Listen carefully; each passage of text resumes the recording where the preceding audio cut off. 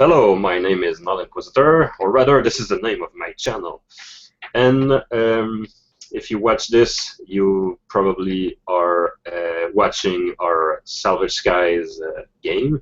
So this is the 8th sessions of Salvage Sky, a post-apocalyptic skypunk campaign, Cypher System, screaming fans, Fred.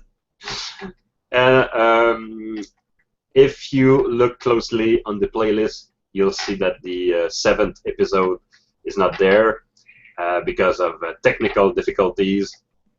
I wasn't able to capture this session, so I'll ask my fellow mates over here, my players, just to recap what happened in that game for any viewers in the future. And we'll then proceed to our gaming session, which is the season finale of this campaign. We'll probably have another season, maybe with different players, or I don't know. I'm not sure yet. So and Chepe is just coming as I speak. So. We'll just maybe ask our friend Mathew maybe to. Are you okay with that, Mathew? Doing a recap of last session? I shall. Oh, I'm unmuted. Hello. Hello, you're not. Hello there. Yes, I'm Mathew, aka Regal Dragonborn on the YouTubes. I'm playing Nathaniel Skyhold, the inquisitive captain of the Deadweight, although technically he's not a captain right now after an ominous crash in the previous sessions. Last session, we managed to convince Sobek, the mighty Dino Wrangler, to take us out into the Badlands, where the Fusioneers, we supposed, were up to something. We weren't sure. And we got there at the end of the session that was last recorded, and we discovered that they had discovered a weapon that could change everything by removing the power of a certain element that allows our fair civilization to float in the sky. A most ominous discovery that we all decided we had to do something about. So into the wilderness we went, me, Brad, and Edwin delved into the darkness. We, at first, had to persuade Sobek to help us go further. After a bit of negotiation and explanation that this weapon is dangerous to all life in our world, not just one of us. We had a responsibility to do something about it. We crept down into the murky depths, where we were looking for a communication tower, which I had uncovered in my developments with the Guardian Mall. In the previous sessions, you may have noticed I had an AI backing me up. I had noticed there was some kind of signal coming from an installation not too far away. And when we got there, the door would not open. Some will say this was the GM, but others say this is just fate. We also discovered it had a lookout. This is where Edwin came into his own and crept up slowly but surely and took him out. Or she, as it turned out to be. Me and Fred managed to get ourselves inside that building. He somehow, I don't know why, he managed to cut his suit open. It sounded like he got shot, but I don't know how that happened. With an arrow. An arrow. I don't know how that happened. Couldn't have been one of mine. And we got inside, wherein we tried to send out a message, but over the course of the time we spent in there, we were discovered at least twice. And we did manage to wrap them up. Nathaniel was only aware of the first intruder. He was too busy trying to figure out this radio. After the second, we decided to leave. We found something else outside, though we weren't quite sure what it was, but we believed it may be a stronger source of communication, and that is where we were stopped by a crowd of Fusioneers. And pirates. And that is where the session ended. Alright, so we have a crowd. We have a crowd of Fusioneers and pirates next to what is effectively a giant satellite dish or something like that. And Maybe. I have not yet thrown a cricket. You That's are the man with the crickets. Alright. Technically, we were in a tunnel in front of the door that was opening slowly, but menacingly. Oh. But then the crowd just came. Feel free to correct me, Skylord, but I believe that's roughly the themes of the last session. Yeah. Yeah. So the situation is where we left our heroes is very clear in my mind, since I drew a little map of the thing on my little notebook. So currently the situation is this. Our three heroes just came outside the control room where you entered previously to properly interrogate some members of the Fusioneer Pirate Coalition. And so you're in this corridor, which is like a road that is going underneath the earth to rejoin with probably the IRS, the International Relay System, big giant tunnels, subway type tunnel, and but of course at the other end of this tunnel is a giant metal door, a hatch, and our heroes were about to get outside to maybe I don't know what you I don't remember what you were planning to do. A stronger signal that we detected. Yeah, you're right. And you wanted maybe to approach or getting nearer the giant type structure weapon outside. That is about 100 yards meter from your position. I would say like northeast. And so it's a long range or extreme range from your position. So the door opened as you were walking towards outside, like making your gear and gearing up to get outside. And these 12 people came on the others walking towards you. There was that giant man that you know by the name of Braider 41, a man that is half machine, that have a giant mechanical arm with pistons and gears, an eye patch, a mechanical leg. There was at his side a pirate girl that you previously encountered by the name of Fix, and even a girl with a woman like with a short pink hair, with a leather jacket, a new leather jacket, and the game ended with this group of a coalition of pirates and Fusioneer entering the tunnel and stopping on their heels, like looking at you like gotcha or something like that. And the woman with pink hair said to Brad, "You owe me a bullet." So this is precisely where we stopped last time. So I'd like to ask you guys, what are you doing now? Well, are they in a corridor by any chance, or are they in the open field? Some of them late to the party are like still going in. Some are outside. Some are in the doorway, and some are next to Braider and his Braider bunch. It'd be funny if the damn door could close. Are they coming from inside the compound, or are they between us and the exit? They are coming from outside. As you guys went outside to do your things, the door opened and they went inside. to meet you. So that was like a surprise. You were not expecting to see like 12 people coming your way. Did they look surprised to see us? Not really. Damn. Which begs the question: how the fuck did they know we were here? All right, so I'm going to throw the glue bomb. We're gonna have initiative. Well, diplomacy was a plan, but fuck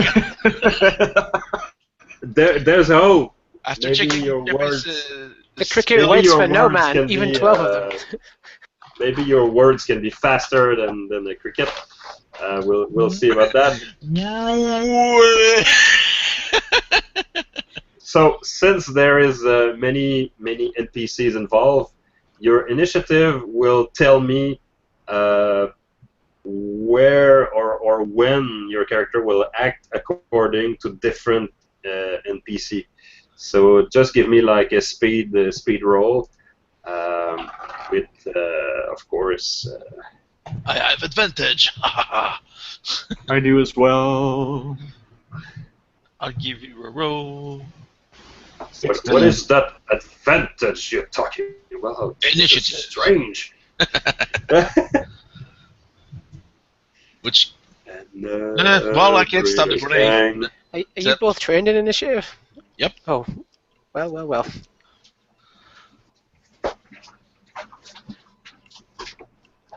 So yeah, just tell me the result. 7. 16 for yeah. Okay. So as I'm saying, no the grenade. No!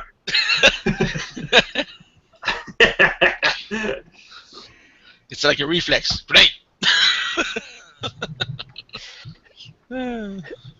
Nate's thinking to himself, you know what we need? We need a plan. There's 12 of them. There's 3 of us. And he's like, we need a plan. We need to be smart about this. We need to be smart. And just as the grenade's arcing over his head. So what's your initiative, Brad? 7. 7. That's Suck. weak. That's weak. Sucks. And Nathaniel. Unmute myself first. It was 14. 14. That's pretty good. Ah, fuck it. I'm gonna spend an XP. Wow. Okay. He's going in big already. Ooh. All right. Fuck all right. you! I'll burn a second one. Now remember, That's better. 13. remember, Edwin, you Okay. can use effort to increase the damage or whatever you're doing. Wink, wink. Technically, I'm throwing the glue bomb, so I'm not doing any damage. Yeah. I don't think I could do effort for that because I'm not doing damage. I'm locking them in place for like 10 minutes, 20 minutes, however long it is. Or an hour. Was it an hour for the one? It's a lot easier to negotiate with them if they can't move their weapons and they can't move their feet. Yeah. I mean, you're not wrong. All right. So technically, our friend Edwin is quicker than the wind Yep. and will act first. So you will need to tell me, like, as precisely as you can, how you throw the grenade and possibly where do you throw it, or on which person do you throw it.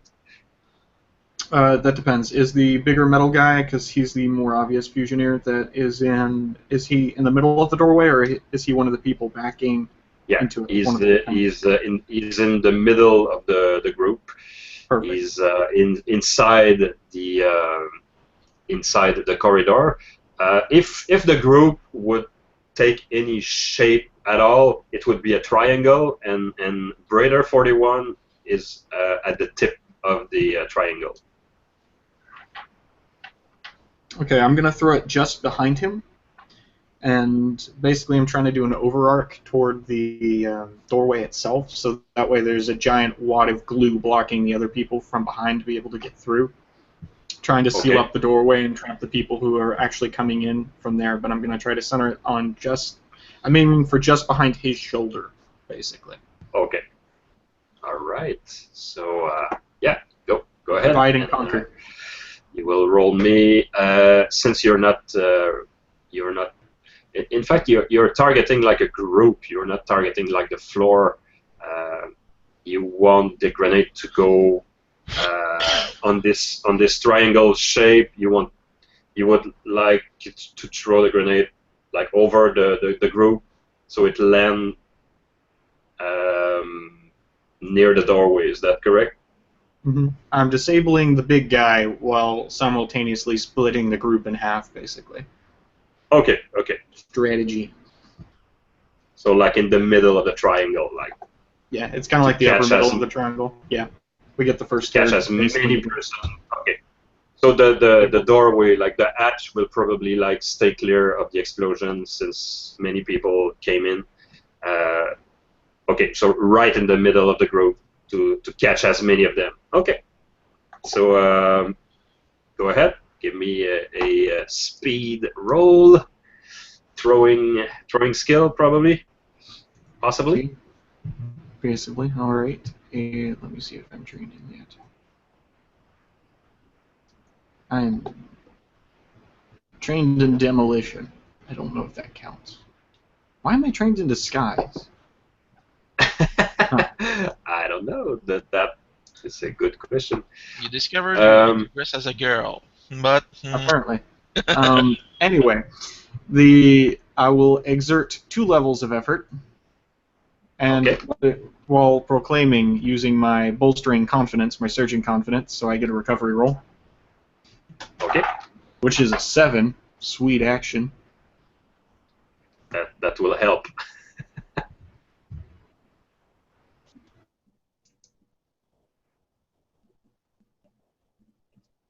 Okay, the 7. The 7, was it the throwing roll or the recovery roll? No. That's the recovery roll. Okay, that's the recovery roll. Okay. And then, so I exerted 2 levels of effort. Yep. So bring it down 2 levels. That's pretty good. All right, here we go, ladies and gents. That is a 9. And 9 is the number you need. Woo! So you love the grenade in the air in an archway. The grenade falls right in the middle of the group and goes off. You see all kinds of person being glued.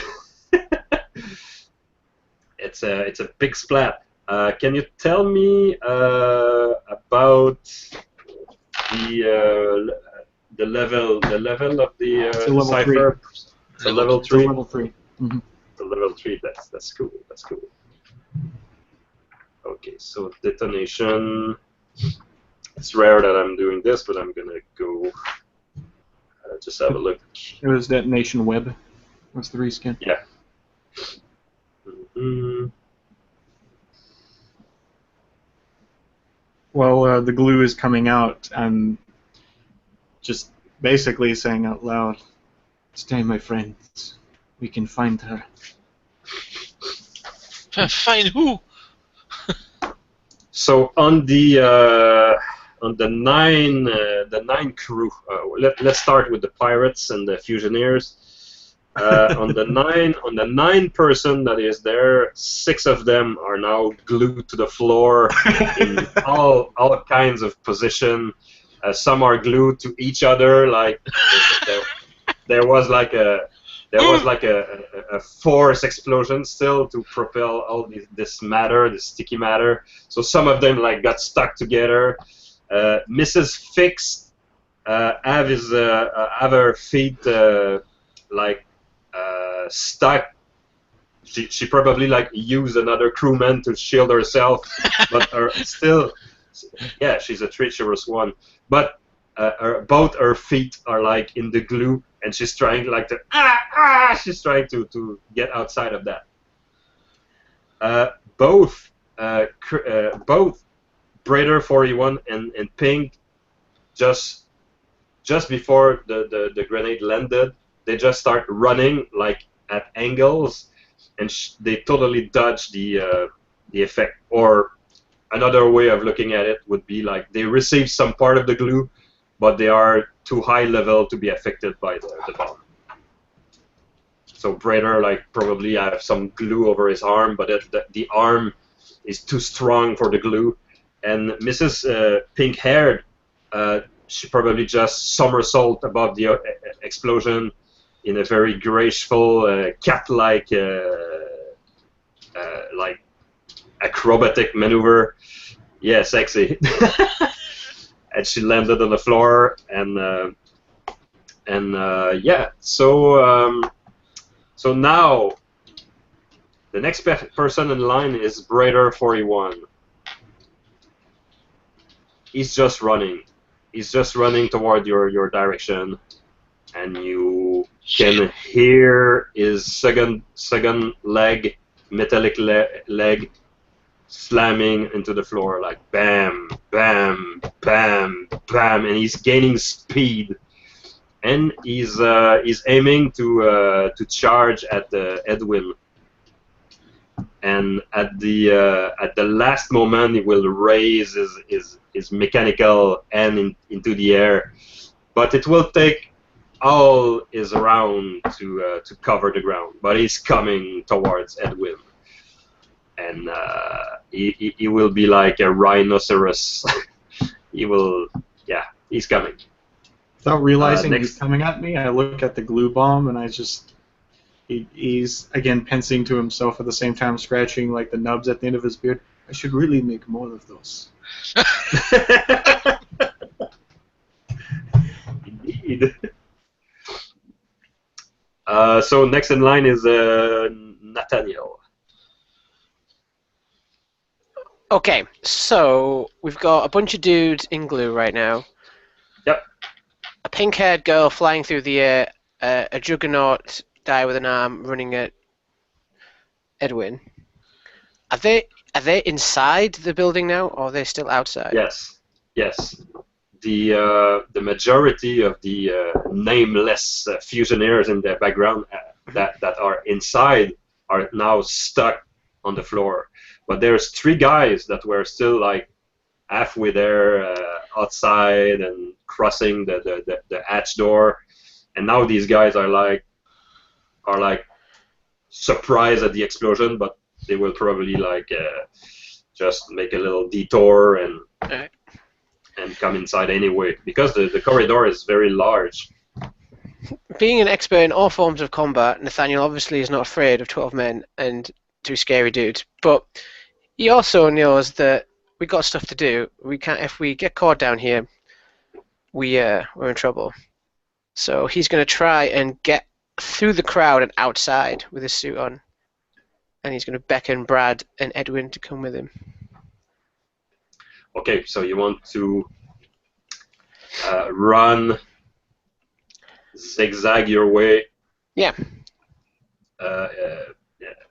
Zigzag your way through these guys. And yeah, just... we found a signal outside, and we need to call for help. We need backup. Okay. At your current speed, that would take 2 turns to do that. You can start doing that by making like a speed roll, and the higher your roll is, the quicker you can do that. Okay. So now the terrain was very easy, but now it's not, because there is glue everywhere. Everywhere. Yeah. Damn glue. And now you have still like 1, 2. You have 5 person who can intercept you. Yep. So now what was very very very simple and routine is now like difficult. It's a speed roll, running type of skill, level 4. Level 4. Okay. Yeah. I'm gonna give it a shot. Yes! Am I gonna make it? Okay, so So like, my like kind of cobbled together hazard suit. It's covered in like oils and bits of dust and stuff. So as they're trying to like grab me and stuff, they're just getting clumps of the dirt from outside, and I'm shrugging it off. And obviously they're trying to dodge the glue. And I know, I've dealt with glue before. I've been with the cricket for a little while now. I know his tricks. You know. And I shout, come on, Edwin, Brad, let's get out of here. Because what these Fusionians don't know, I can close the door. As you dash forward, there's like a whoosh that passes you by, like woof, which is Braider 41. The girl with the pink hair just have a look at you, and she just whistle to the three men that are still in front of you. She's like signaling them like to catch this little beautiful boy. But you, I would say, like you're now in the near the doorway. You successfully maneuver around the glue, leaving like a 7-person group stuck to the floor behind you. But you have still these 3 Fusionaires in front of you, and these guys will try to probably catch you next. Next in line is Brad. Ace. Brad Ace. Brad Ace. So as I see this train coming on, I scream to Edwin to wake up, you!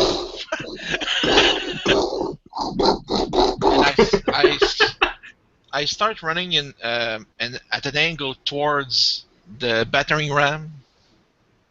Okay. And as we kind of meet halfway towards where we're pretty close to him, I take a certain item that I specially reserved for this man. An item. Yes. And it's called what was it? Oh yes. It was called an attractor. An attractor. Level 9 magnetic attractor. You son of a bitch. Well, I had it since game 1, so.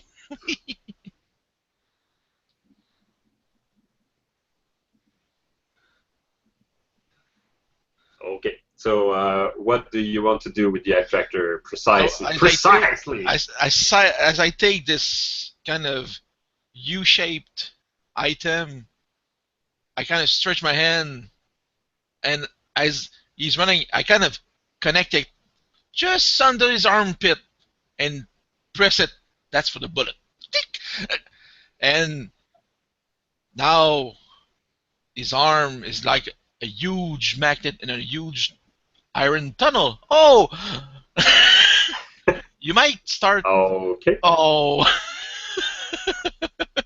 That's the intent. You will need to, of course, do me a... it's probably... Well, yeah. It's a speed attack. You want to, like, stuck or touch. Stick the device under his arm as he passes by. Okay. Yeah. So make me a speed attack. Speed attack. Of course. I'll burn some juice. What do I need to touch Effort? this? Effort. Yes. Okay. So Braider is. Let me see. Braider is level 5. So if you want to even affect him, you need to roll a 15 on the dice. Yeah. So since I'm edge 1 there, burn 1 there. Okay. 2.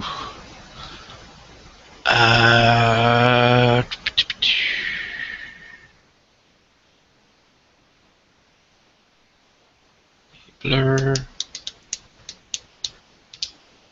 What I can use? Training vehicle,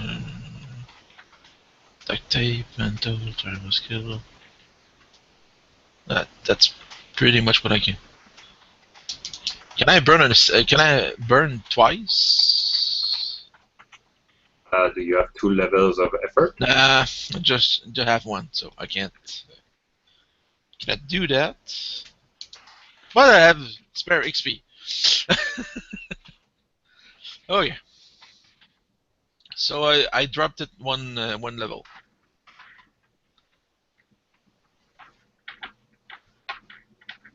Ooh, it's a poem. It's a poem. So he drops to level 4. Drops to level 4. Yep. Thanks to your effort. Yep. It's a speed effort, you know. Fuck you. Reroll. Well, Clear. Very, very good. Reroll. Again. Reroll. Last XP.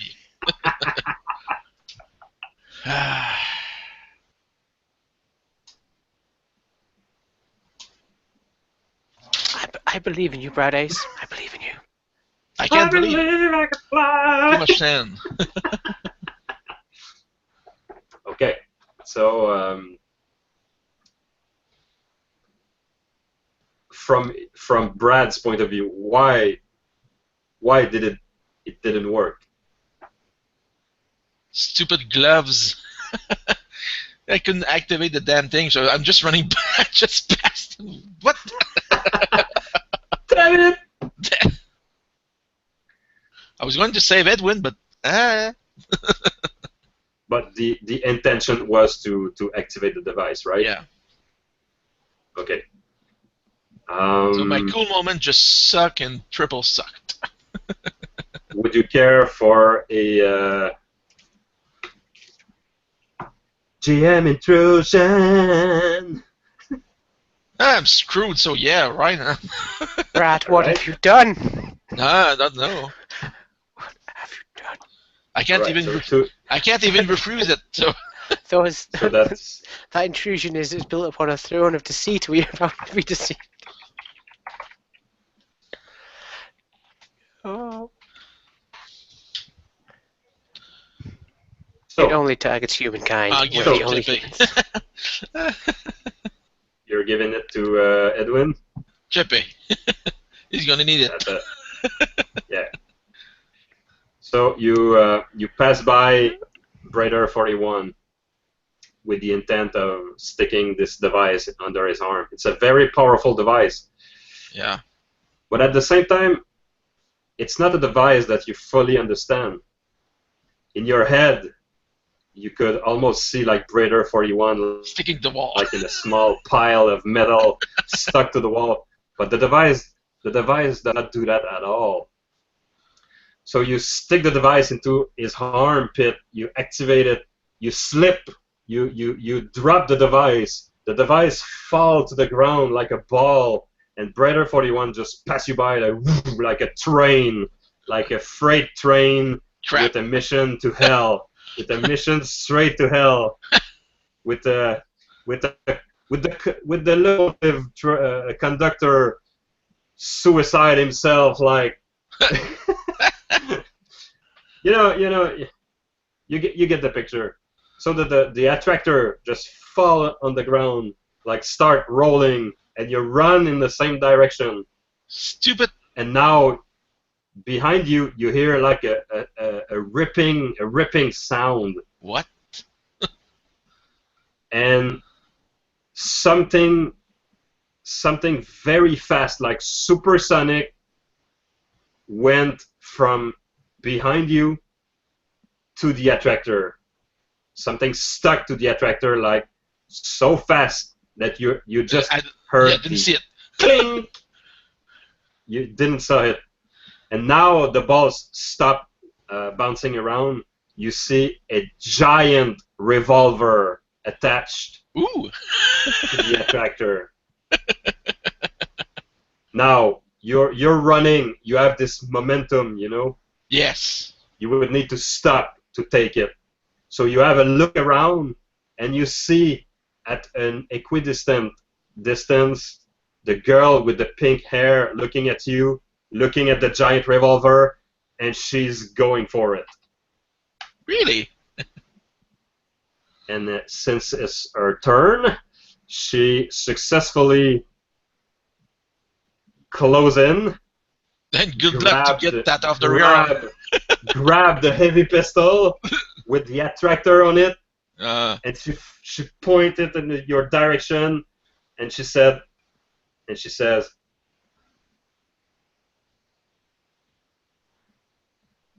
"A bullet for a bullet," and she pulled the trigger. I wouldn't eat. and the gun doesn't go off. I just look at on the gun. From the gun, you hear this magnetic, and she's like she's trying to squeeze the trigger. I'm just running and it won't go. I'm just running and with a small smile. Told you.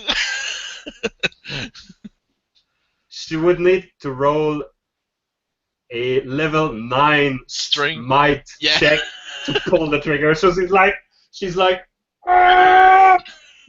So she used all her action to do that. In the end, she just, in frustration, throw the gun away like, "Ah!" and start running after you. So you're running, and the girl, "Let's see how fast you can go, little birds," and she run after you. You'd be surprised. So now Nathaniel has to face 3 men. 2 of them will just try to clip you. They will try to tackle you as you go outside. So you will need to roll me 2 speed defense roll. 2 speed defense. You're coming right up. Okay, and first one. If the first speed defense is a miss, the second one will be a might defense roll. Okay. So what's the difficulty of the first one? Just out of curiosity. So level 3. Okay, I'm gonna risk it, because I'm half dead. I'm gonna risk it. No, I'm in trouble. Okay. Okay, so you receive 2 points of might damage. Okay. Does my armor count in this situation? It's counting, yes. You can remove some. Thank you. Okay, so the first one was to dodge like a grappling attempt. So now you have a guy who grappled, like grab your arm. So now that you're slowed down a little bit, the second one like tried to clip you in the head, in the legs, and try to like bring you to the ground in a similar fashion. But now it's more like a wrestling defense you need to roll. So now it's a might defense roll. Yeah. Okay, let's do this. Level 3 still. Yes. Just about right. No. No. Oh no, I'm thinking. No, I'm thinking the wrong level. No. So now you receive in the leg 2 more points of might damage as the second one tackle you to the ground.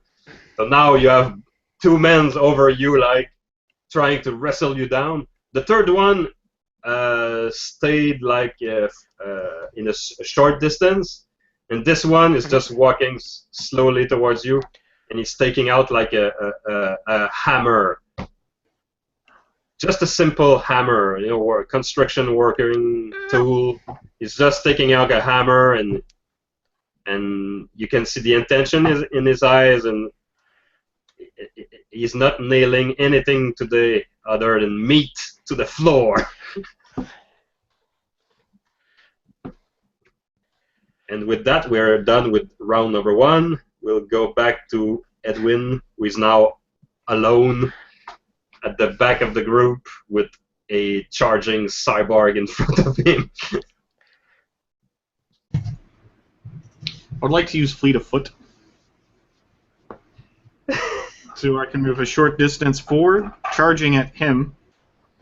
And that's successful. That's a 20. Oh, for the fleet of foot, not for the attack, unfortunately. But Okay, you need to roll to. Okay. Yep.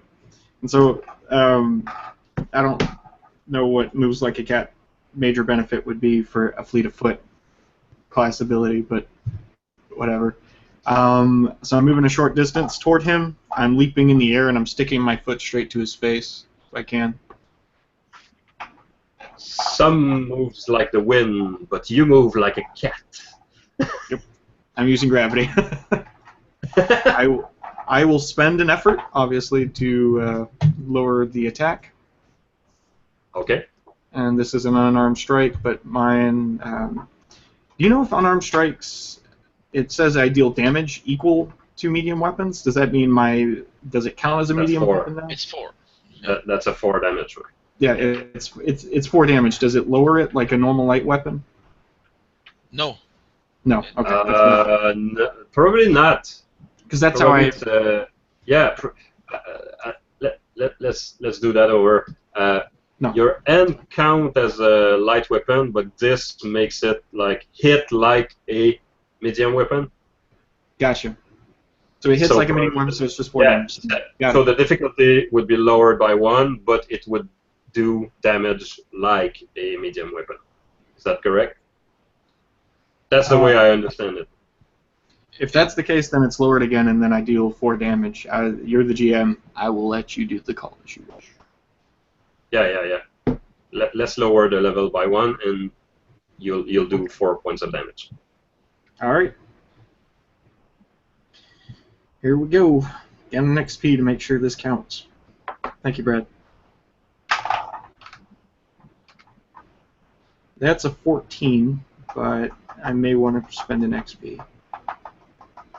That's a difficult choice. Then again, it's not so difficult. Yeah, you can do it.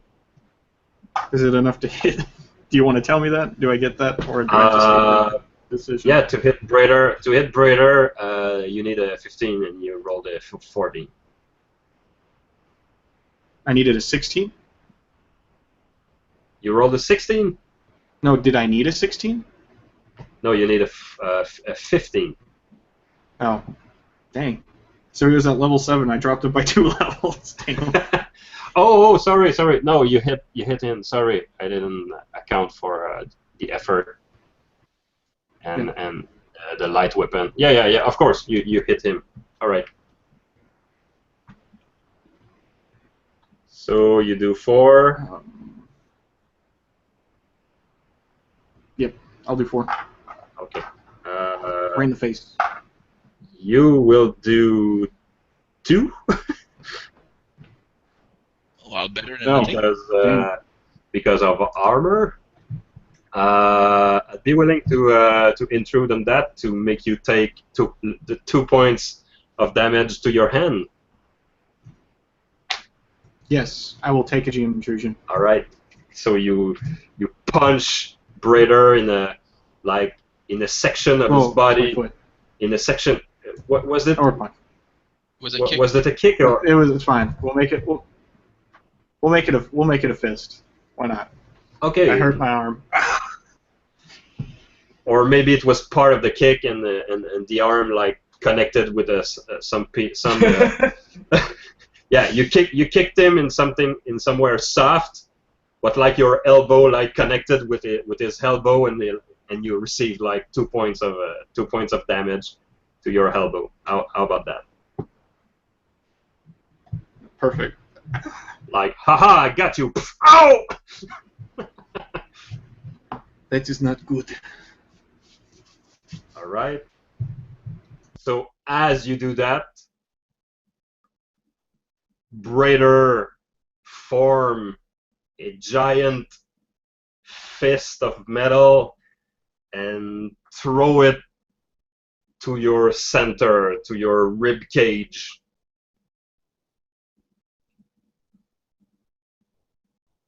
And he's doing that with all the speed he gained from his previous round, charging you.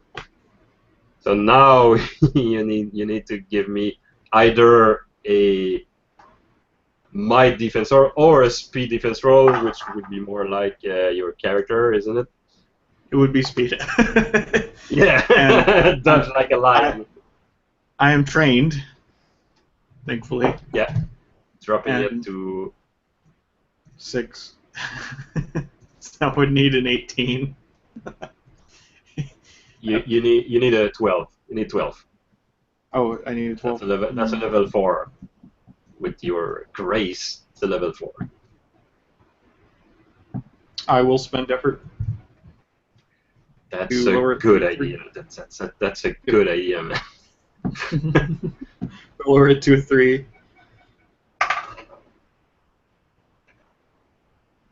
And I will need to spend one of those experience to re-roll.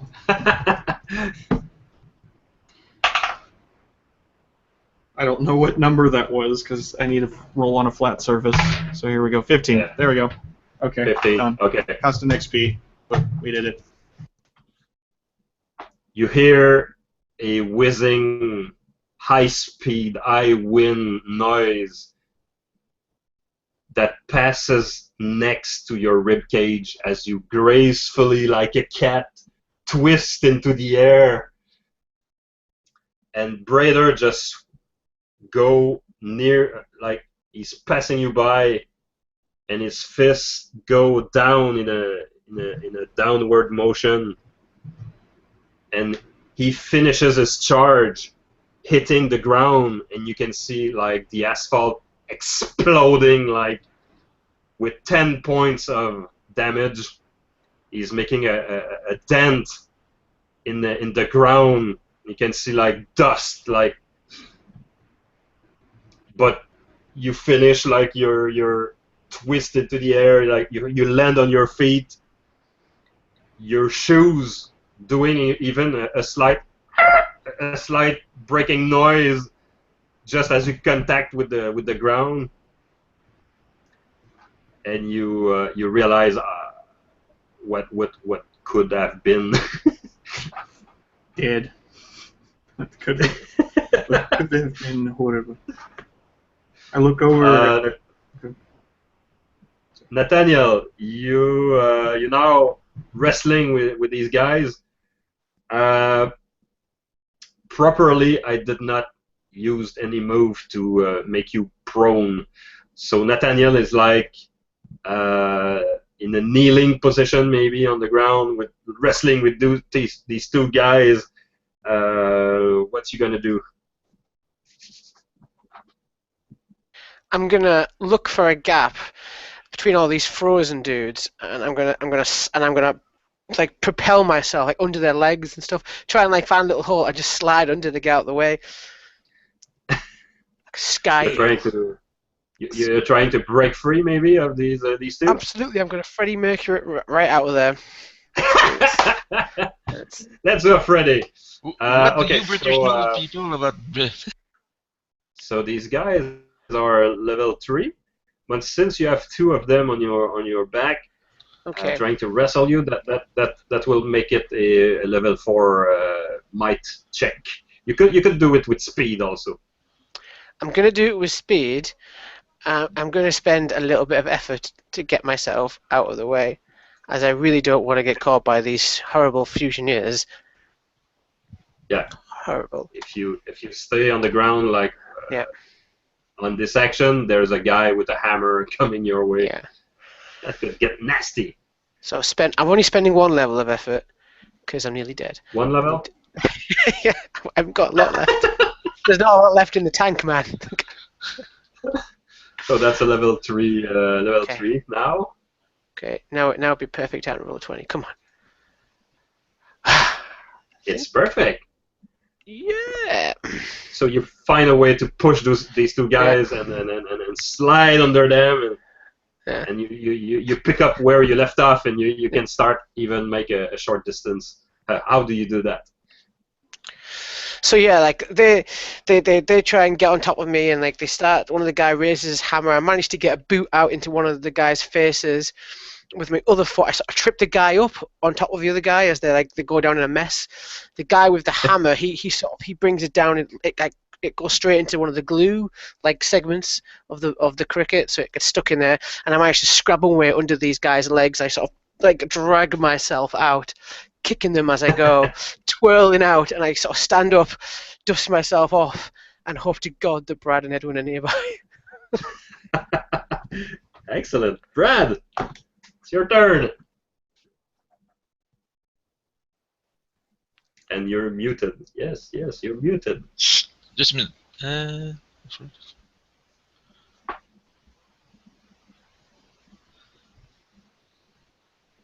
What do you do?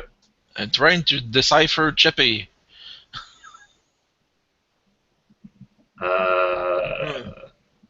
Okay. It's a private conversation. Okay, it's a private conversation. Oh, secret against the GM. Oh, the Skyhold will be pleased.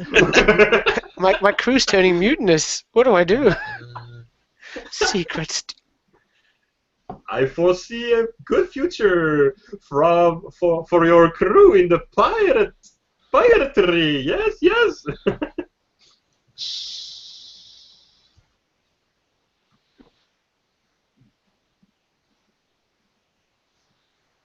Is Edwin gonna fly like a cat, and Brad is gonna pilot him?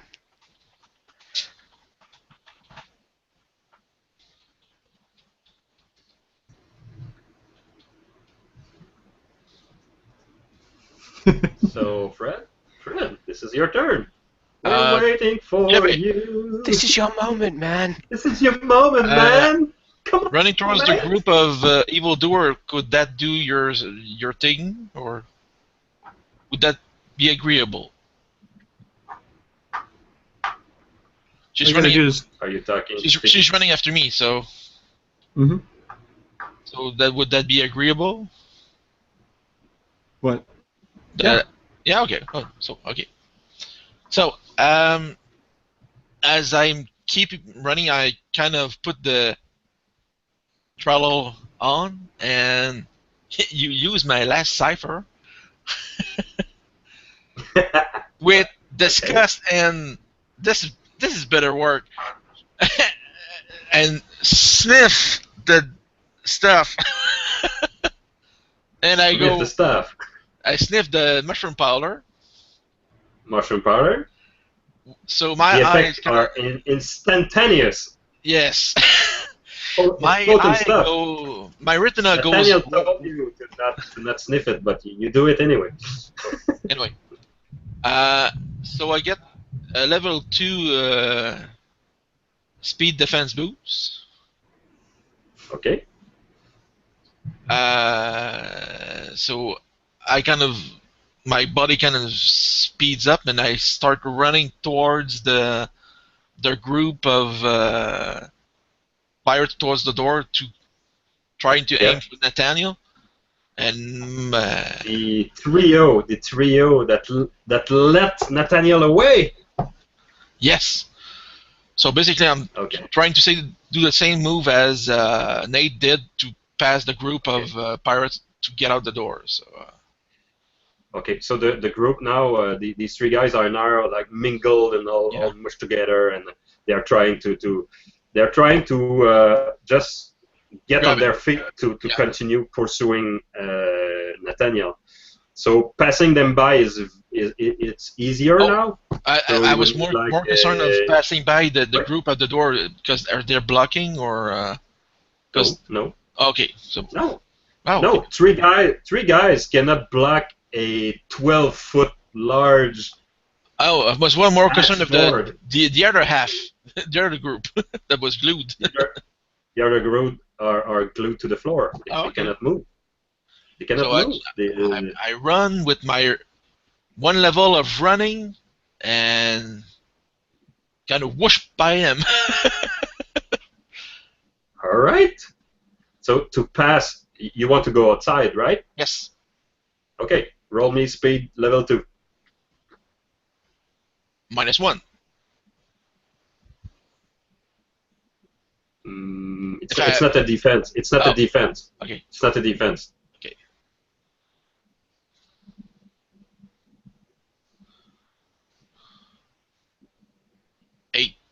It's a success. Okay, so as these guys are trying to get on their feet, there's still like 6 or 7 guys glued to the floor. We're not talking about them anymore. Okay. They're almost done. But you pass the trio, and you're so fast that you catch up with Nathaniel, and you're now running next to Nathaniel. Did we forget something?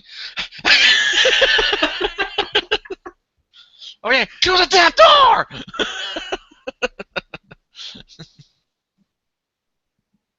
So behind you, Brad. Yeah. There's a miss with pink hair.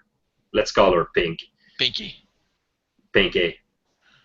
Pinky shout towards Mrs. Fix, who is glued to the floor. She just screams something in the range of weapon, and the pirate girl throw her like a knife. This is starting And to get personal. as the knife Flies. flip through the air, we can see the knife like spinning around in slow motion. Damn, I admit And it. now we see, and now you can almost see in slow motion. You can see like the knife coming into her Pink's end. And as soon as she grabbed the knife, she do a motion on herself, stop, and when she come on the other side, she just throw the knife like kneeling in your direction, like, and you see like the knife coming your way. Can I Those can I help my good colleague Brad? well, I would start this by making you roll an intellect roll just to see if you are fast enough or aware Dude, enough this to is see Nathaniel. Okay. Intellect roll coming right up. Yep. Maybe. You never know. 13 is good. You see the girl doing the motion to throw the knife. Yeah. But Oh. that's her action. You will not have an action until next turn. So that would need to be special or But I go before involved. Brad. Involved. That's what I'm saying. Okay. So what's the plan? Is it me? What's the? No, it's not your turn per se, but Okay. you mentioned The plan- you wanted to do The something. plan is I Yes. catch the knife, and I ain't having one of my crew members be taken down by some pink-haired fusioneer. Not today. No, on any day. So my plan is to tell the mall guardian to shut the door. I'm going to shout to Edwin, "You've got 10 seconds." And with my arm, I'm just gonna. I fling my arm out, and I just kind of spin. I just grab Brad, and I sort of spin to get him out of the way while I'm shouting that. Because I don't need to. I can verbally tell the Orion to tell the mall guardian, so I don't need to. I don't need an action to do that. I just grab him out of the way while raising my crossbow up in case she decides to take a pot shot at Nathaniel Skyhold. For a character that has no action, that it's not its turn to play, you can make that happen, but it will cost you 2 XP. I'm in a generous mood today. Take that XP. Or for 1 XP only today, only 1 XP today. Okay. You successfully give the order to the Guardian, shout to Edwin your command, but I will change the target. You will push Brad's away, and you will become the target for the knife throw. That is more dramatic. I'll take that. All right, you're trying to do too much stuff. Too much. over your natural rhythm. You're out of sync. You're blah blah blah blah blah blah. Yeah. You push Brad out of the way. Because if I die, Brad's gonna revenge me. Yes, yes. Because it's an epic way to go down. Knife to the heart, man. I'll be the Sky Avenger. I will fly my vengeance right into the heart of this planet. All right. For 1 XP, Yeah, I've taken you off tell my the character sheet. guardian. You tell the guardian just a command, and you shout to Edwin to get out as fast as you can. Move like a cat. He can do it. And now Nathaniel will need to roll a speed defense Let's clear just it to off see first. what happened with the knife throw. I rolled a 9. Which I see is 8 more better than a 1. Roll the 9. All right. Okay. You do all that, and you see the door starting to move like, and the door will close in exactly 10 seconds as you order. You start to see the scene disappear a little bit. It's like two curtain, like slowly blocking the way. And then there's this sting to your chest. This warm sting to your chest. And you look down as you continue running, and you see like a knife, like stuck just below your shoulder, like in a soft spot here. The jacket, your suit, have taken the blow, and you hear this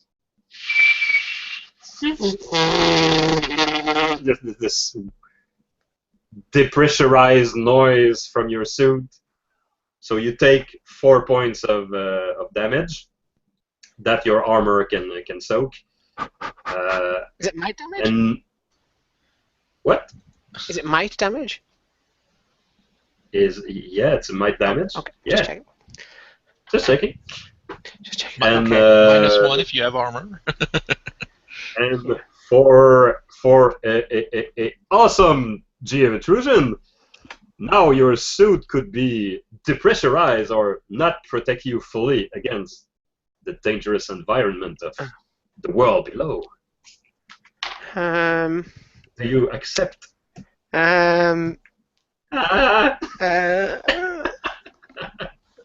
Yeah, alright. I'm going to take that XP, and I'm going to That's give the two other XP XP for you. to. I'm going to give the XP to Edwin because he needs to move his ass, and it might require XP to do so. All right. So starting next turn, we'll have a look how good you go with as far as the toxic environment goes. So Pink did her turn. Now it's the crewmen's. So the crewmen's, the three guys get up their feet. The guy with the hammer just take out a wrench instead. And three guys start running in your direction. They go outside the door. Unfortunately for you guys, but these guys just move, so they don't do anything else. So they have plenty of time to get out the door. So now we're back to cricket. The cricket. Yeah, this is his last action. He's so far in the distance, but you guys know that if there is one man who can cover that amount of distance in one round, he's the cat man. it's gotta be cricket. Well, too bad that's not what he's doing. So. Oh! Something like not really. He looks over toward the glue. There's the pirate girls there, right? Yep. So I'm looking behind me at this point, and I see the man who I've just barely dodged out of the way, the indention on the frickin' ground with metal everywhere. The train station of a man. Look forward, and I see the woman who just threw that knife at my companion, pink hair. You're in my way. And as I say that, I'm going to have to use a few mechanics, GM, really quick. My abilities kind of chain together. That's kind of how I built them. So, fleet of foot, you know that. So we'll do that. And I'll need to spend an XP. Thank you. Oh. Nathaniel. To re-roll because I rolled a freaking 2 for fleet for a level 2 for a level 2 ability. Freaking 2! Yep. Screw it. I am spending 2 levels of effort to make that automatic success. I give no shits at this point. I'm doing that. This is happening. This is too cool not to happen. This is happening. Thank you, Cypher System. Let's do this. All right. So, thankfully, I did that. That was a good healing surge earlier. Otherwise, I'd be screwed. But all right. So I'm doing that. So I'm moving a short distance, which should put me in medium distance between me, the pink girl, and our living frickin' freighter train over there, 49. Absolutely. At this point, I'm going to, as he's moving, he'll grab from under his cloak. You'll start hearing a thick chirping sound going everywhere. He flicks a dial up more and more, and he sticks his thumb. He does a slight modification to make it a little bit more dangerous than it really should be. The chirping sounds are becoming more numerous, like thousands of birds leaving for winter in the early morning. Starts resonating off of the metal walls, and he does a backspin as it starts spinning through the air, and it's hovering directly over his head, putting himself and everyone else within medium range, both the pink girl and the living freight train, in line of fire. I'm going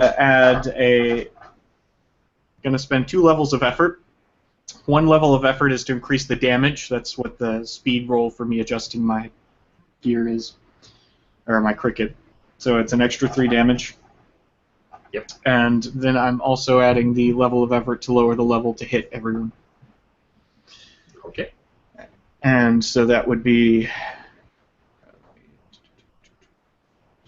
Yep, that's another 4. Okay.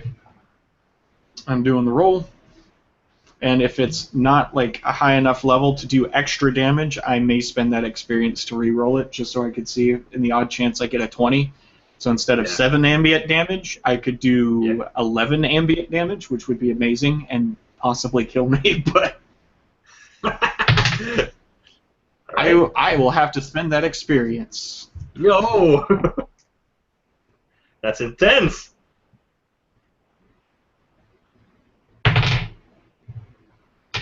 What is an 8? An 8? Okay. Because it hits everyone in the area. An 8 will not hit Raider 41 and Pink, but pretty much everyone else. Crap. I just spent 2 experience for nothing. I know the feeling. Well, I feel... So what type of explosion does it? It's shrapnel, does it do? and it's 7. It's shrapnel. Yep, it's 7 damage straight to me. Yeah, it's 7 damage to you too. Yeah, I kind of figured that you were at the center of the storm, but still, it's an explosion. Yep. Yeah, so there are shrapnel flying everywhere.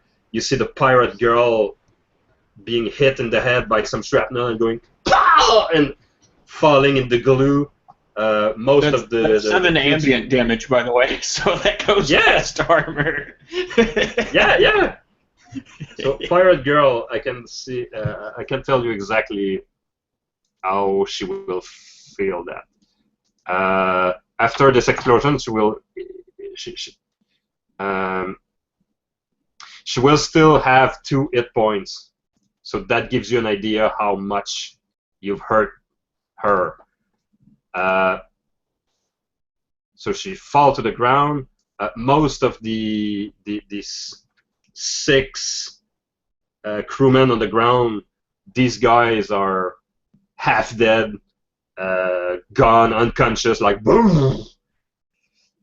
Pink is probably farther away, so she's pushed in the back. She does like a roll on the ground and like get up and look like bruised a little, but not so much in the damage range. She took nothing. And Brader is just shielding himself with his arm, like, and he's just like take out his arm, like looking pissed. And this is where Nathaniel and Brad see Edwin disappear behind the door.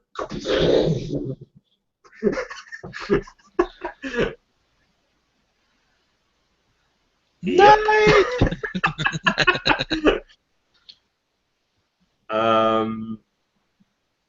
So that would be Brader's turn, Brader 41.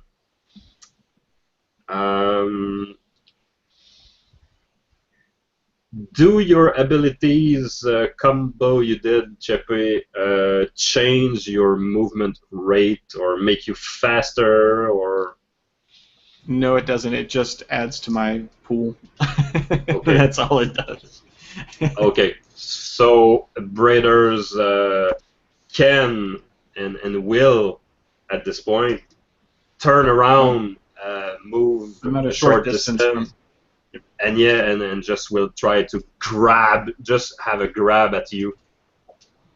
He basically wants to catch you, and he doesn't want to kill you or punch you this time. He wants to just capture you, and he starts to have an idea what to do with you.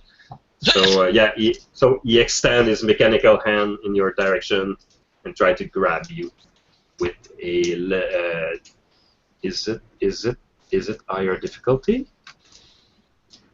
No, this is just for, okay. So it's still a level 5 might attack for him.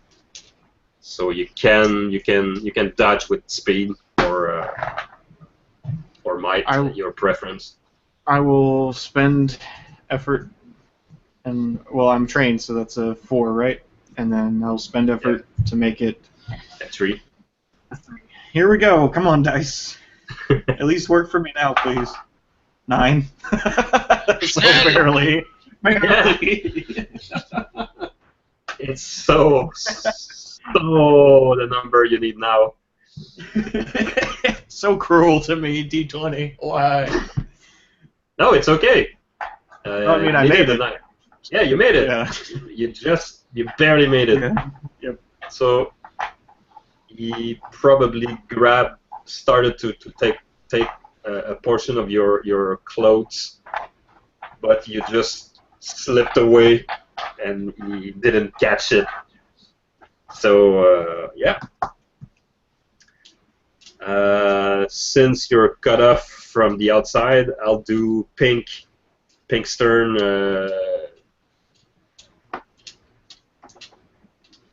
Just for simplicity's sakes. So Pink now see the door like close. She smirk like, "See you later, Brad Ace." Not fast enough. So her action is simply this: she moves toward the guys that are on the floor in the glue. And she ripped out a small pistol from one of the guys on the ground, and she pointed towards your direction, Edwin. And she cocked the I don't know, the hammer in English. It's a hammer. Yeah, she cocked the hammer backwards. She pointed in your direction, and she's giving you like a chance to surrender. Like, okay, now enough, funny boy, on your knees, or I blow your brains out.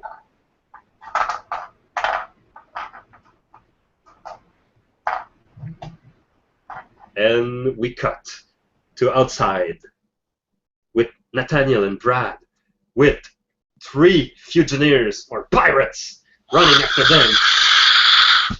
with Nathaniel running with a knife in his shoulder blade and some depressurization going on. Nathaniel, this is your turn. We will open with a might roll. Okay, guys. Let's do this. Let's do this. Do this! Do it! 7. 7.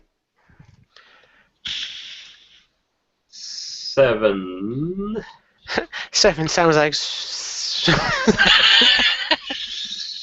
I'm looking trying to find my notes.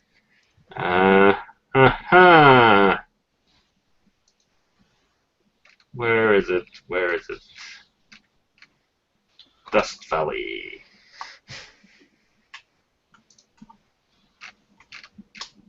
Dust Valley, where are you? Dust Valley, where are you? Okay. So, okay, that's it can affect. Okay. So you did a 7, right?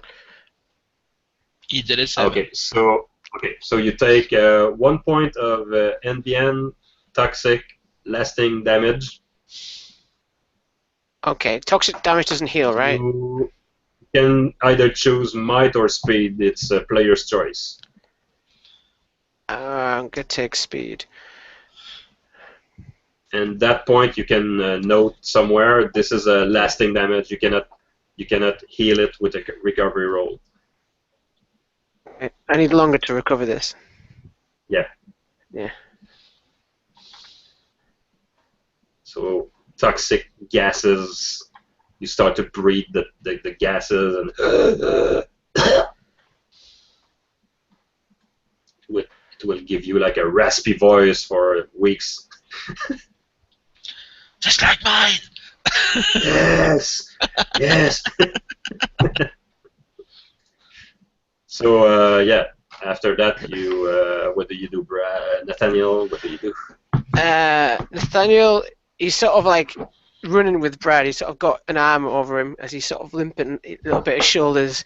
You can see like the blood's coming out of the wound, but it's like instantly turning like brown and black of all this crap outside that's swirling around.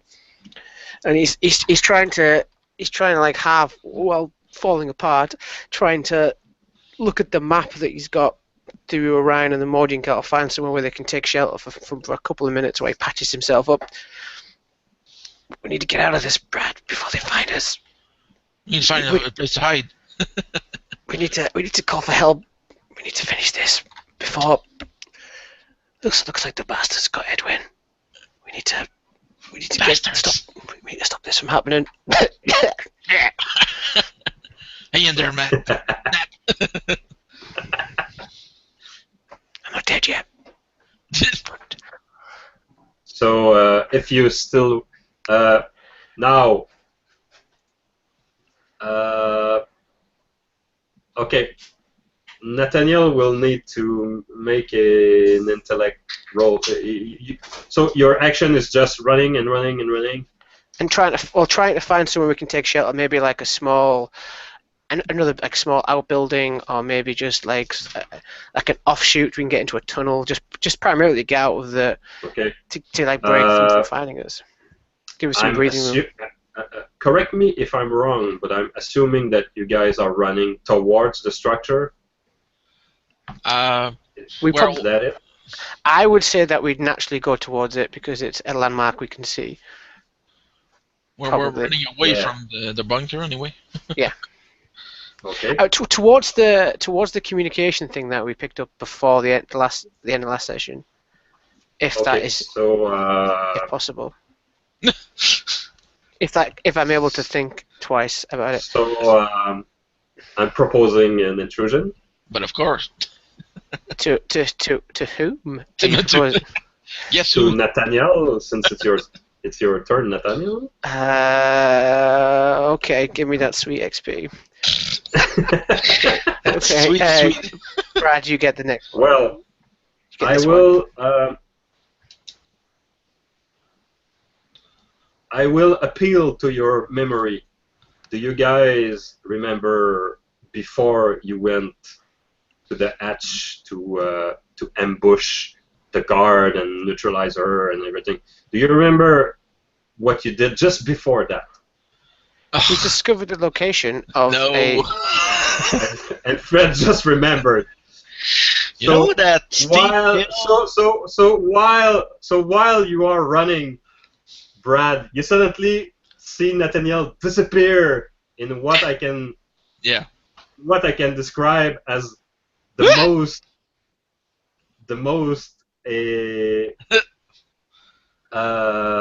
tumbling weed. The most unlucky fall and tumble you can possibly imagine. You can see like a tumble of a man, like a cylinder of stuff getting downhill, like with a sharp angle, all dust, and you can see like he's doing like jump and spin and like doing all kind of motion, going down, taking a hard. That's one way to get down. That's one way to get down. So and our friend Nathaniel takes 4 points of ambient falling damage as he rolls in the rocks, all kind of dust. Does armor help him? No, since it's a fall and. Okay. It's not just one hit, but several small hits. Oh. Is this my damage by any chance? Yeah, it has to be. It has to be. Well, that reduces one of my pools to 0, just FYI. So. Okay, so you'll be what we call impaired. Mm-hmm. So being impaired prevents you like to roll a special roll. I think you cannot roll like a 20 and gain an advantage on it or any kind of special effect. You get only 1 extra damage for 17, 18, 19, and 20. Yeah. So the fall, you finally stop, and you're now at the bottom of the hill, Nathaniel.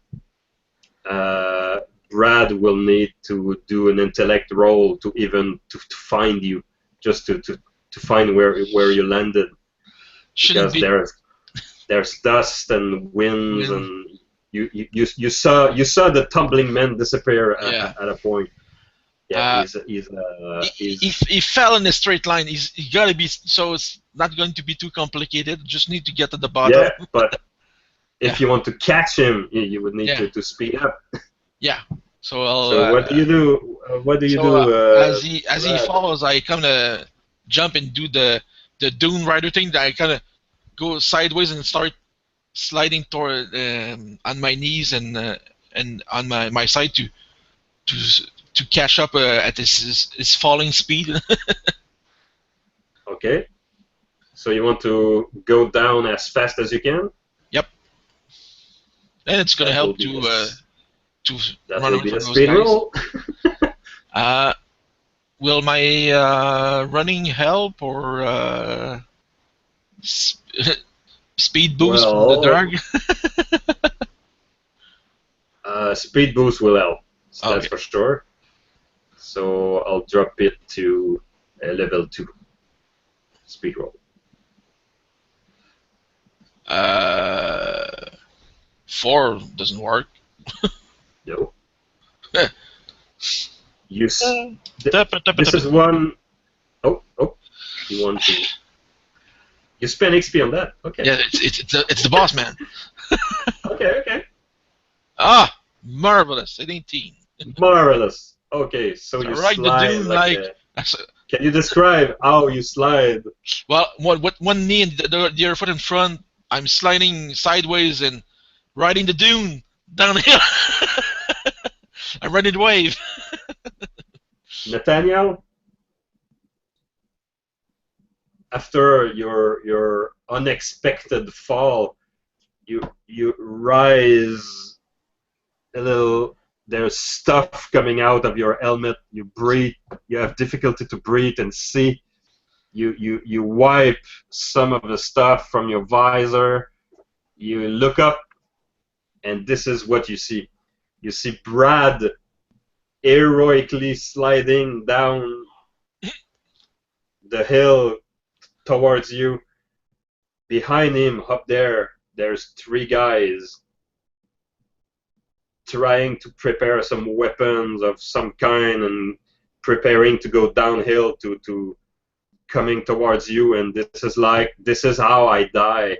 You feel impaired, out of breath, and suddenly something fall on these 3 guys.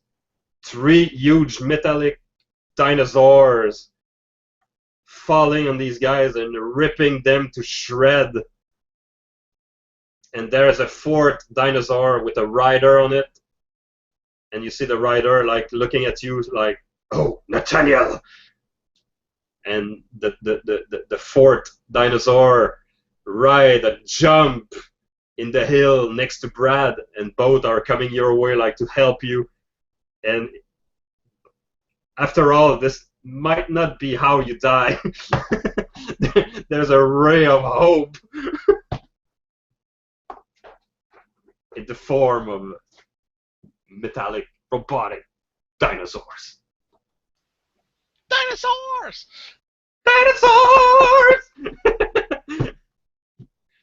If you take them with us, then they could be sky dinosaurs.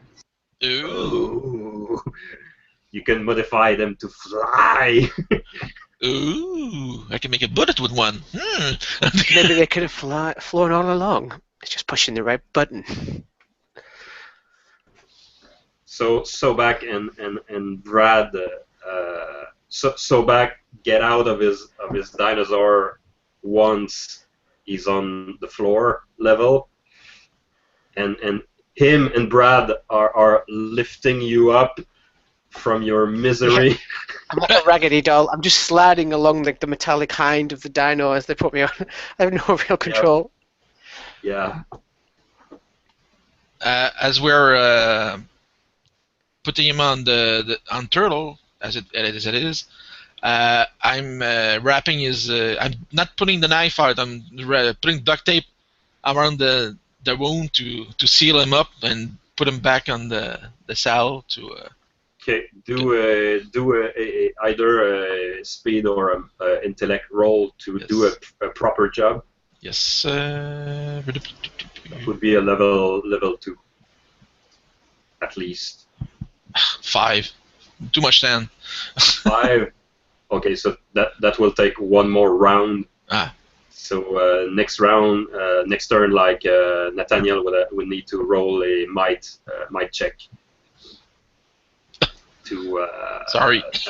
Yeah, level 3 might check, or take another points of ambient toxic lasting damage. Might test. Come on, baby. 15. That is good. So Brad, make another roll. This time you have like for a retry, you would need to make an effort to do it again. 15. So. Yeah, 15 with an effort. That's good. You patch up the suit of your buddy with your. Hang in there, knife coming. Hang in there, buddy. That thing.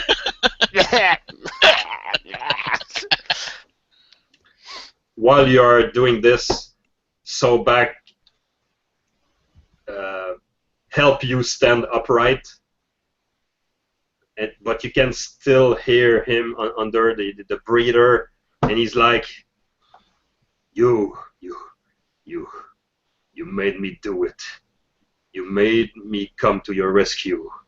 I hope this will have no impact on my town. I hope they will not find us. We need to disappear now if we want to stay alive. I could not leave you here to stand on your own. You're just a bunch of kids. We lost Edwin. He died to slow the enemy. We've got to stop them, Sobak. We've got to stop them. Don't Talk, Nate. You need to rest. I'll take care of everything. So back. I'm thumping Brad on the shoulder. We need to be goddamn heroes today. Shut up. So back is hit by so much emotion he haven't felt in a while. He's looking in the dark, trying to imagine his town, his people, but he's turning around. He's seeing this huge structure, and then he look at you and he remembers that you guys are adamant about this idea that the structure is a weapon, that a mass destruction type of weapon, and he's like, he's not still convinced, and he's like, so back. We need a place to hide. We need a place to heal. I really wish I could. I wish I could believe you, but so back. We just need to hide for now. Just a safe place. There are gonna be more of them. No, but Turtle. we gotta avenge Edwin. We can't let these bastards. Shut up. Turtle, Large Fang, Two-head. the other dinosaurs come around you and they present their back to you like they did before. Good boy. So back and Brad help you, Nathaniel. They lift you. They help you to get on your mount. And a minute from there, you're like 200 yards away, riding toward that hatch you came earlier on, and you go down the little ladder, since there is no other hideout. So back Noah, and he closes the hatch, and you're now inside the tunnel. Nate, take that thing off. I'm gonna look at the moon. It's gonna hurt. So I kind of turn Nate and take the knife. Hang in there. I pull the knife out from the wound. Yes. You take it out slowly. Yeah. Nathaniel has probably difficulty with the pain.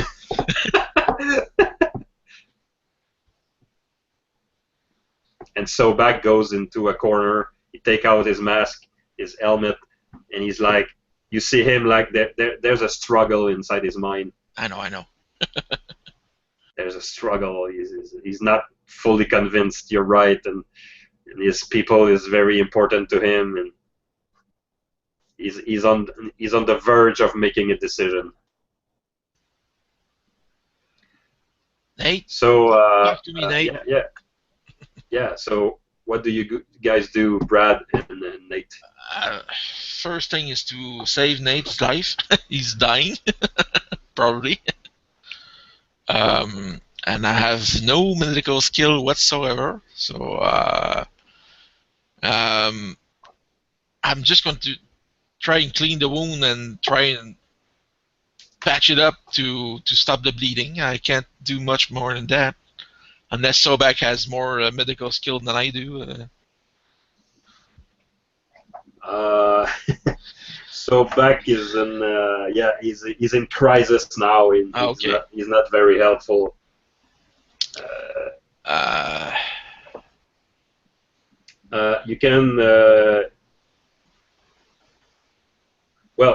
You can you can still try to help, like doing some first aid on Nathaniel.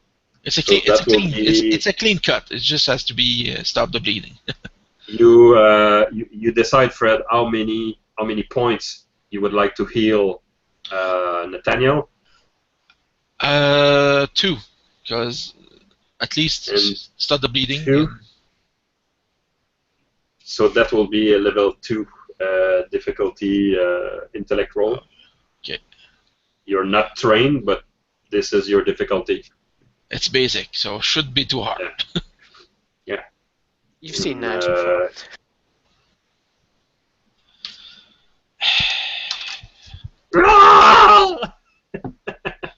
Spend an XP for my boss man.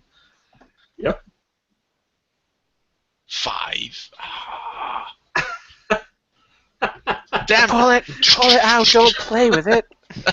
Stop moving! You poke some more, and it doesn't help much. Even Nathaniel, in his condition, can talk and tell you to stop, to just stop. Sorry. It just won't stop bleeding. So, with your permission, Sky GM, I'm going to use 2 recovery rolls. Yes, you can. Just tell me what to do, Nat. Tell me what to do. Okay. Can you tell me, Nathaniel, how many time that will use? It's 10 minutes. 10 minutes. Okay. So 1 round in 10 minutes. Yeah. It's one action. Well, I haven't used any today, so I get 1 action, 1, and then 1 for 10 minutes. Okay. And I'll do the same. Yes. I'll roll them separately. Okay. All right. Oh no, not that's. Why did I roll a fate dice? Because you played. I play fate too much. 6. Yes. 7. So and 2. you get. Okay, so that's. You have a bonus on that, at least plus 2, I think. Yes. So I'm gonna bring my mic back up. It needs it. I'm just going to do the bonus first action. It's 7, so it helps. So okay. The rest I'm going to live with it. What am I doing? Stop it! Stop doing that. So you take just 1 action and go. Yeah, don't take the 10 minutes. You refocus. You dust your suit off and take a little 5 seconds. But Nathaniel is taking like a 10-minute, okay, leave me alone, leave me alone for 10 minutes, please. We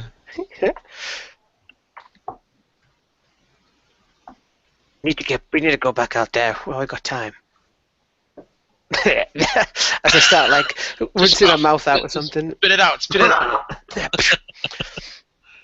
So eventually, I get the knife out with a bit of help, I imagine.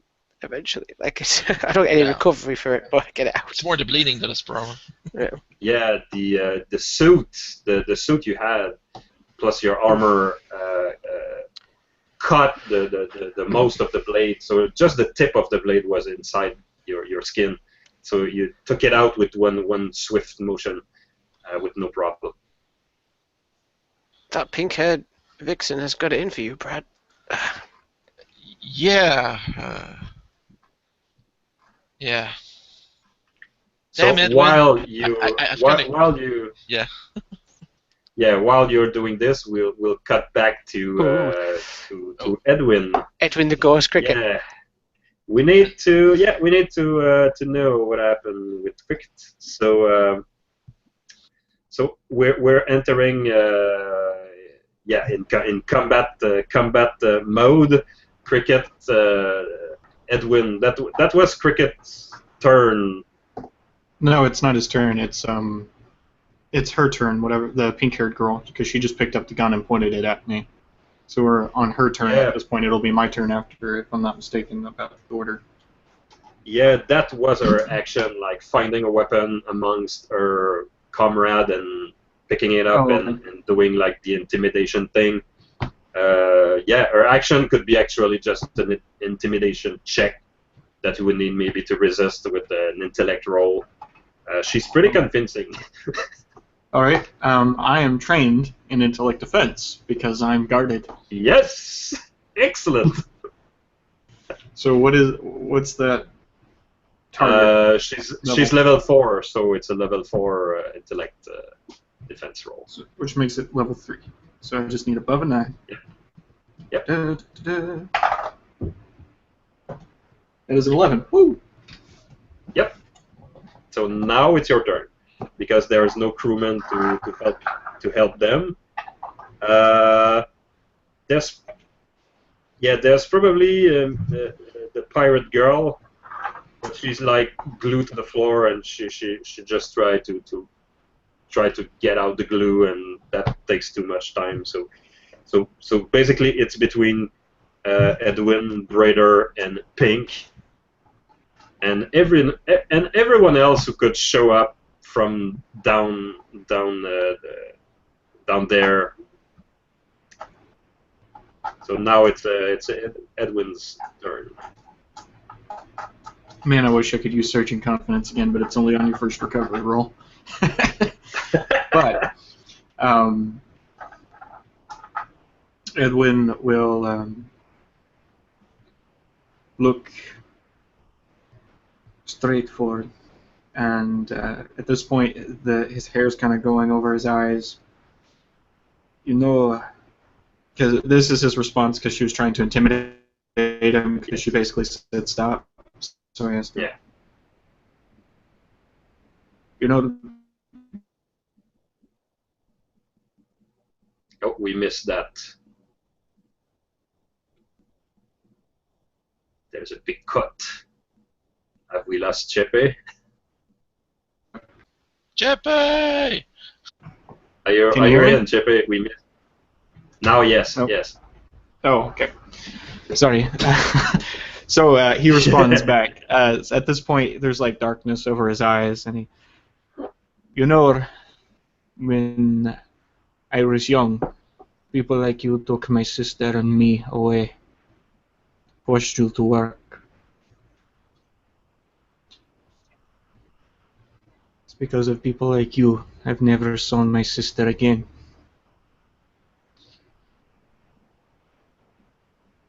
I never thought I would have to kill again this soon. Didn't want to kill at all. Injure, maim, destroy a bullet. Never kill. You've brought it out of me.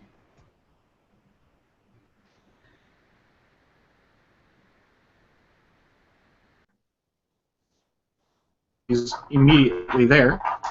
So I'm going to use gonna do my fleet of foot roll, but I'm gonna do that after my action. So we'll do that Okay. quick. Make it. So is that, and then I'm going to expend effort. Issue. Okay, and I'm down to 1 might. So here we go. 18. Which is, so that's 4 damage, 17, 18, 6 damage. Plus 3, so that's 9.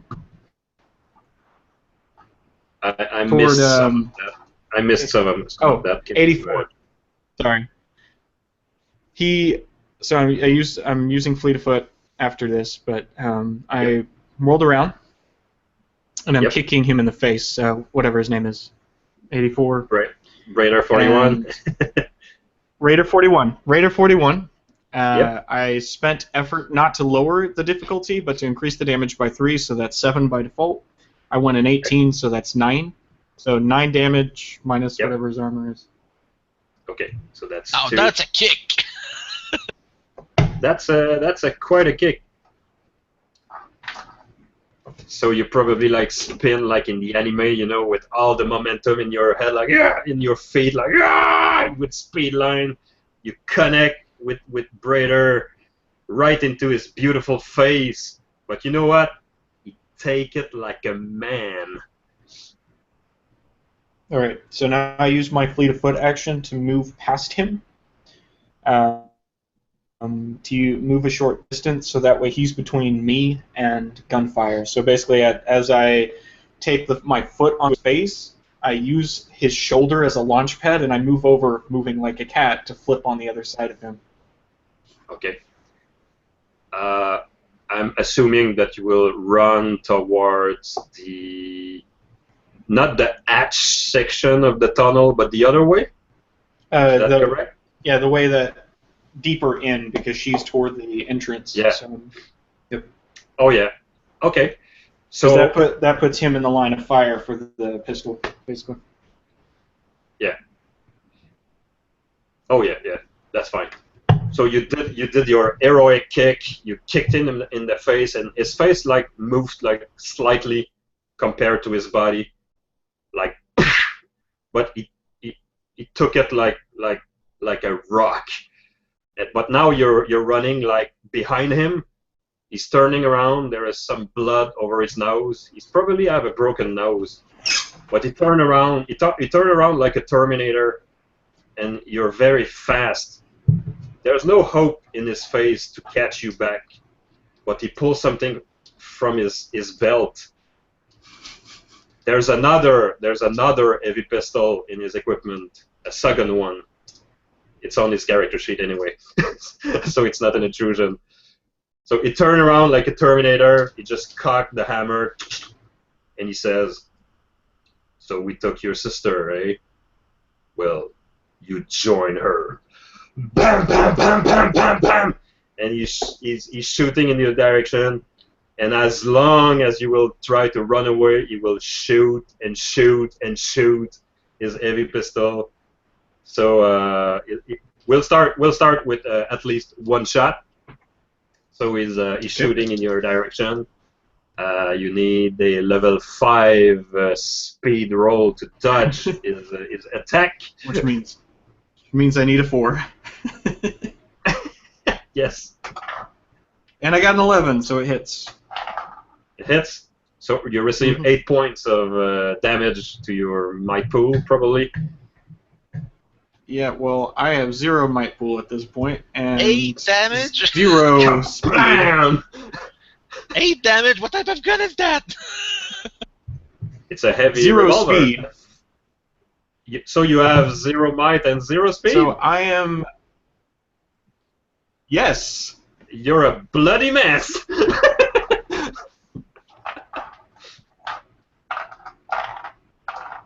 Oh, I'm wondering now if your movement must be like slow to a crawl. I'm not. I don't remember. I'm not sure that he can move. 2 pulls at It's 0 been- is not good. Yeah, it's been very rare. So now you're debilitated. It's a critically injured state. A debilitated character may not take any action other than move, probably crawl, no more than an immediate distance. If a debilitated character's speed is 0, he cannot move at all. When a debilitated PC takes enough damage to reduce a stat to 0, he is dead. So how much points do you have still? I have 10 intellect left. Okay, so I'm Your- not dead your- yet, but another your hit is shoulder- enough. your shoulder exploded and you probably fell on your knees. How do you want to do this? Because Breder is now walking slowly towards you and is like, and he's corking the hammer once more. So And it doesn't plan to stop. You just did too much damage to his crew. You're like so I can't do you're like a anything fly but in move. his windshield. So I can't take any action but move, or is it just I can't move? Yeah, you but cannot crawl you a short cannot, distance. Yeah, Or you can debilitated. crawl a short distance and you cannot take actions. So I can't take actions. Oh, Nikes. Yes. Because I had a contingency plan. I can't even use an object then. Well then, that sucks for me. Well, if you spend an XP, I could allow like what we call in GURPS with generosity, we call a dying action. Well, if I had experience, I would. Oh. Oh no! Crawl into a gutter. Make a hole or something. The cricket must chirp on. No. Must live. Cricket. So Pink comes Oh. next to Breder, and she couldn't fire upon you, but she look at you and see the mess, see what's going to happen, and she just like sheath the gun. She just take it back into her pants, and she's like, well, that's what you get to mess around with the fugitives. So you hear like a clunking metallic feet sound on the ground coming closer.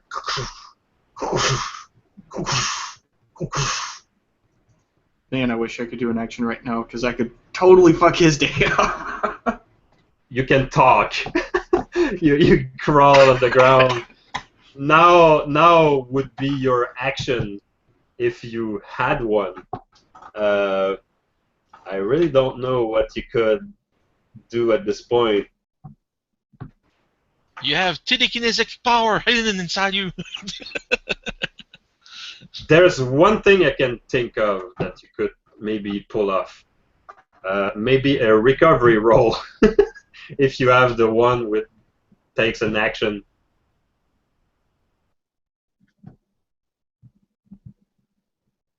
You still have that recovery possibility? Hmm? Do you still have that recovery roll, the first recovery roll? No, I don't have that. Well, see, I have an ability as an adventurer, or as an explorer, that I get a second. My second recovery roll is an action. So I could just heal if I had an action that I could take. All right. But that's not the action I would do. Yeah. So I'm very tempted to make it interesting because next turn is his turn, and yeah. In your condition, not able to move, that's a pretty much automatic hit. So that will be an 8 points of damage too. Blah blah blah. But that's no fun. That's no fun as a way to die. So I'm gonna. All Chepe's got to do is he's got to come up with a GM intrusion that gets him XP to spend. Yeah, that's what I'm proposing. I'm proposing 2 XP. I'm gonna just. So my intrusion is this. Do you accept it? Of course. I think that's one way to save your life. Oh, he just quit. He just thought, Just quit. He left the table. You rage quit. You're nice. He threw his character sheet on the table. Fuck it. That was perfectly timed. Okay. Chepe, that was perfect. Just leave. No, that was accidental. Like I was thinking that as soon as my computer went down, I was like, really? All right. So I'll teach you, Skylord. pointing. We missed that. He's pointing the shotgun to my face, right? It's a big revolver. You're still at a short distance. He's just walking like very slowly. The intrusion I am proposing is that his next action he will do double damage. I agree. It doesn't matter. I can't take any actions to spend experience on. But yeah, I will gladly take that GM intrusion. But you know what? You take those 2 XP. You give 1 to whatever you want.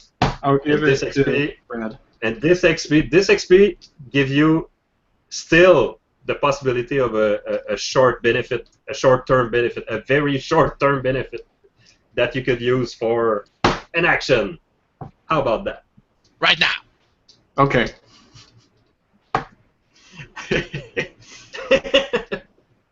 So despite of the pain, of the blood, of the debilitating I know effect, I know exactly what you should do. Because the cricket ain't a dumb man. The cricket, he's always got a plan. He's been around. I would love to say that he's been crawling to like a manhole cover or something this entire time, and he knows he's just got to press that button, and it's just going to open up and like take him to safety, like temporarily. Yeah.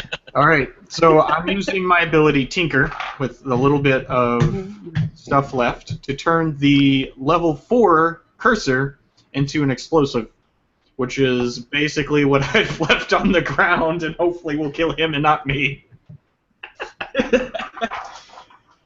So that's a level 3. So speed attack roll. speed attack roll. Okay.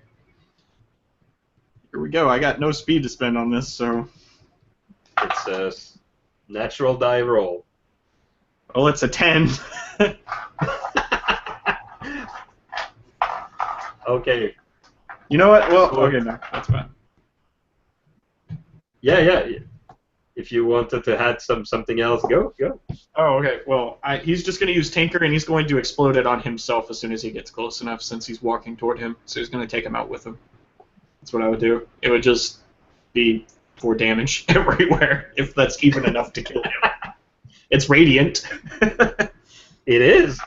So 4 point minus 2, so that's 2. Okay, it will take it. I'm taking no. No, So I mean, you throw your little device on the ground. He pushes it with his foot. It explodes on contact. He takes 2 points of damage. well, it would take 4 damage because it's ambient. Oh yes, you're right. You're absolutely right.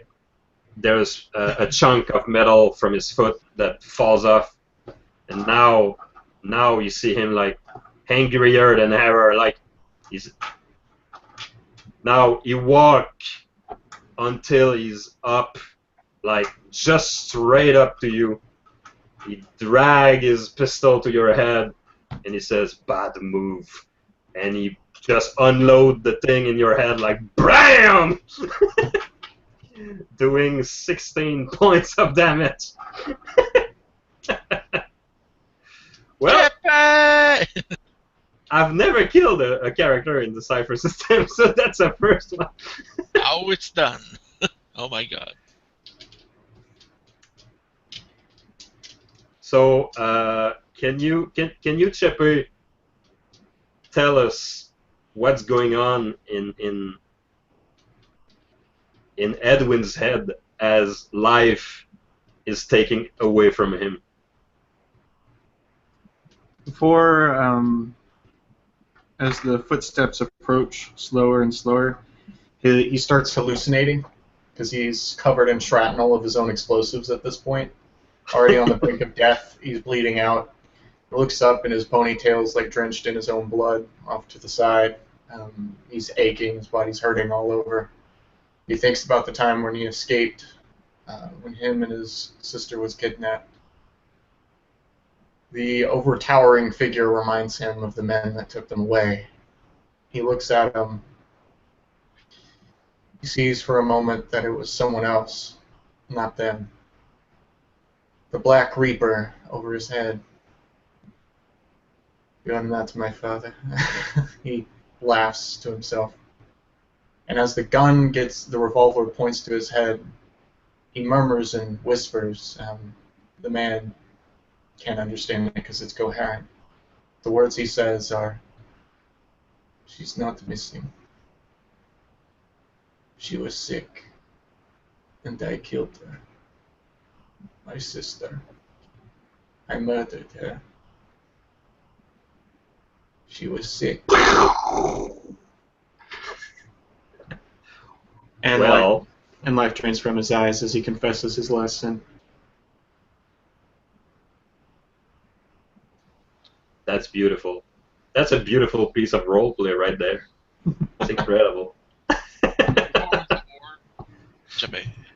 I guess in a way Edwin had it coming. He was a person of violence. He was a person of aggression.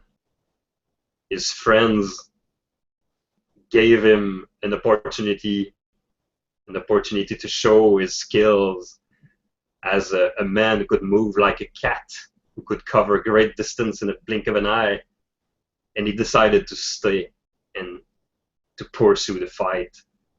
And he lived in his own way. He didn't took an answer or a suggestion from anyone. He just did his thing his way, and always did until the last moment. What a great character. And a perfect way to end the season. Not knowing if we'll have the budget to rehire the actor or something. Oh, kill his character. 1 down, 2 to go. 1 down, 2 to go. So now, with this dramatic moment, we'll cut back to our two survivors, Nathaniel and Brad. Nathaniel just finished his resting moment. He could stretch that moment a little bit more, but he knows that the clock is ticking. So what do you guys do? So if they're kind of junk on the ground, kind of kick one of the junk. Damn it, Edwin! Kind of angry at. Damn it! Yep, you lost the body.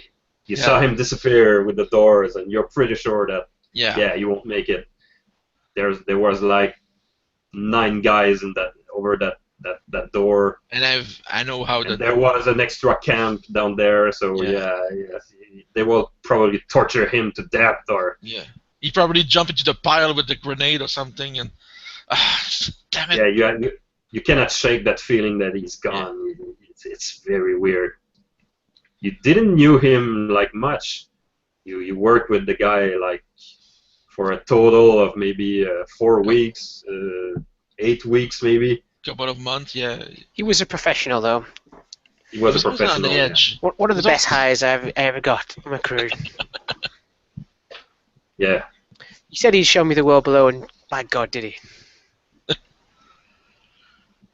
So Sobek have something to say. He's looking in transition. Roll an intellect roll, both of you guys. Okay. 16. 16. 4. The pain. Okay, so Sobek is coming to you, and he says, I have thought about it, and now I have made my decision.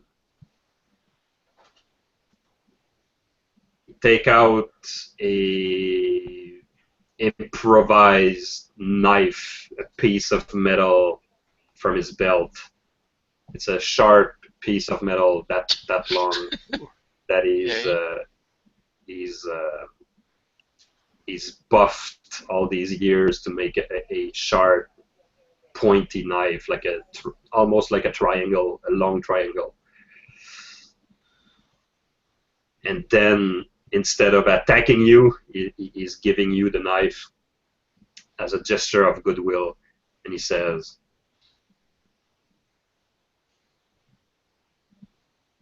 I have made my mind.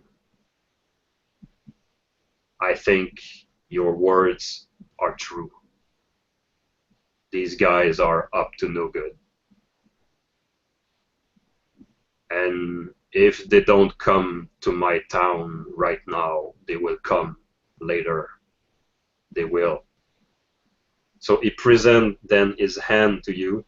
You can see a slice in his hand and some blood. And he wants to shake your hand with a bloodied hand. From now on, we are brothers. Huh. And I will follow you. So I will try to help you. I do as manly as I can. Take my glove off and damn, that's a big knife. So I try to just Yeah, slicing your hand does not do points of damage. It's just cosmetic. But it's still slice your hand. Yes. Yeah. It's kind of sharp. I look at Nate. Oh, might as well do it. So.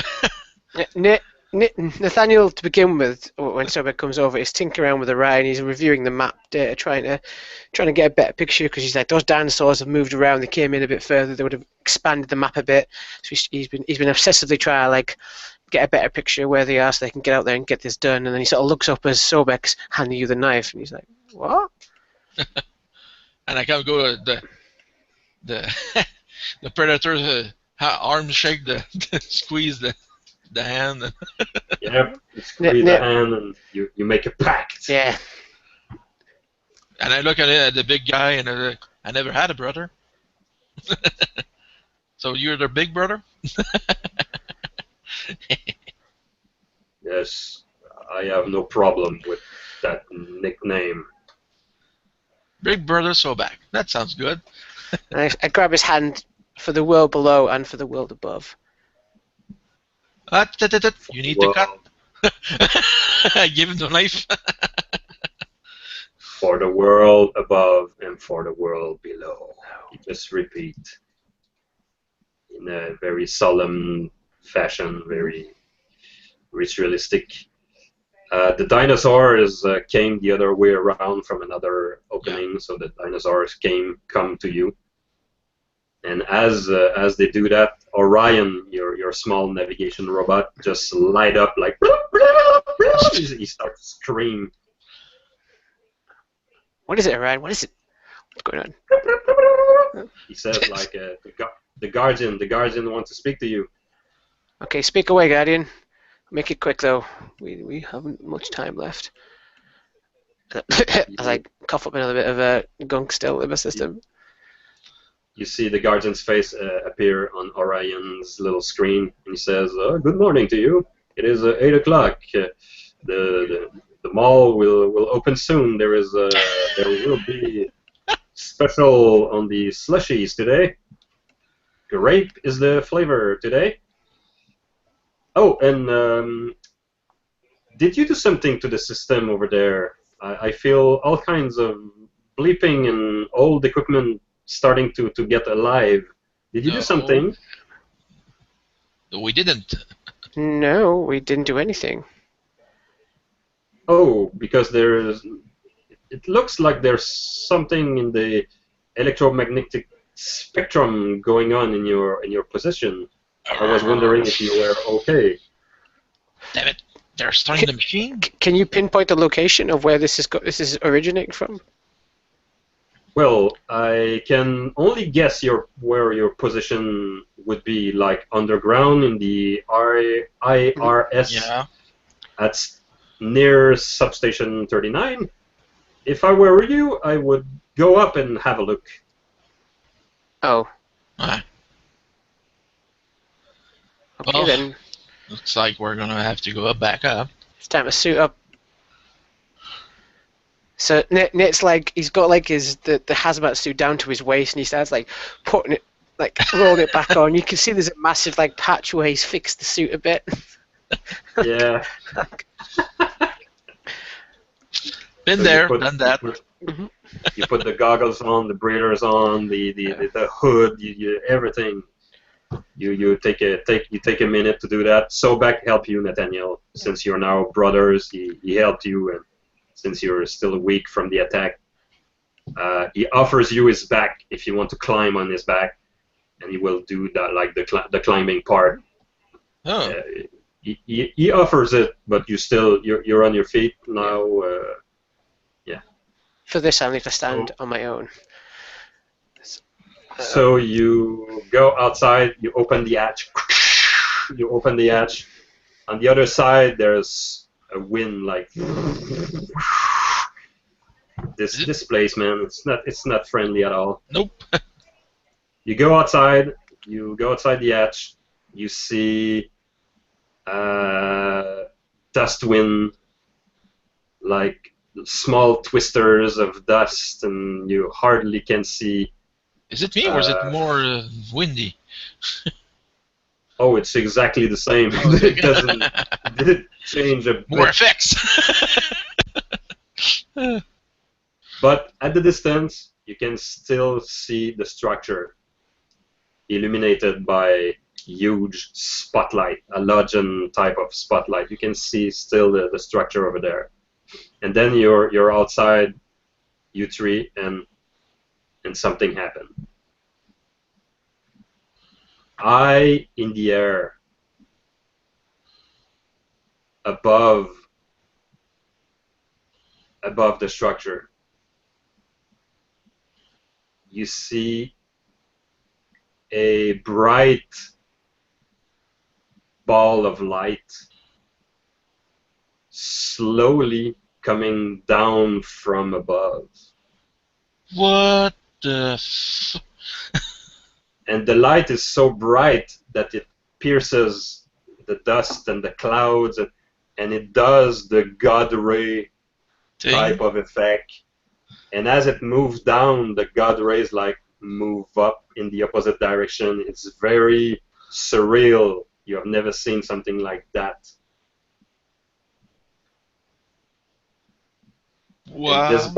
And this ball slowly gets down over the structure. Nate, what's happening? I have no idea, but I've never seen that before in my life, unless the Skylord says I have. What? It's the Skylord? Oh my god! It's the Skylord! Well, Nathaniel can make an intellect roll. Brad cannot. Just It defies my intellect. Okay. 9. In this bright ball of light, suddenly you have a flash. You have an idea. Could it be? And you try to look, and you slowly make out what is look like to be a white ship. Huh.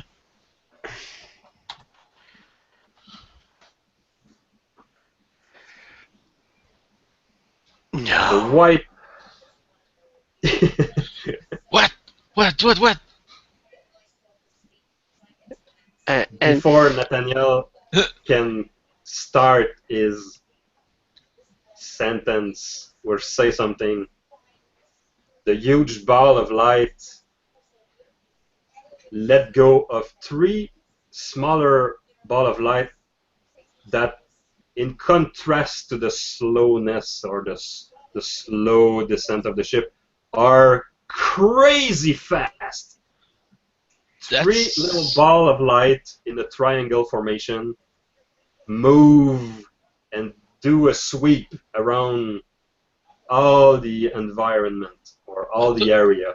Are those bullets? What? And at one point, and at one moment, in this triangular formation, one of the balls goes leave the formation to go where you were at a couple of minutes ago in the hatch. That thing's going towards the hatch. And the other 2 go straight at the device, the big construction. Yeah. And you can see 2 simultaneous huge explosions at the same time.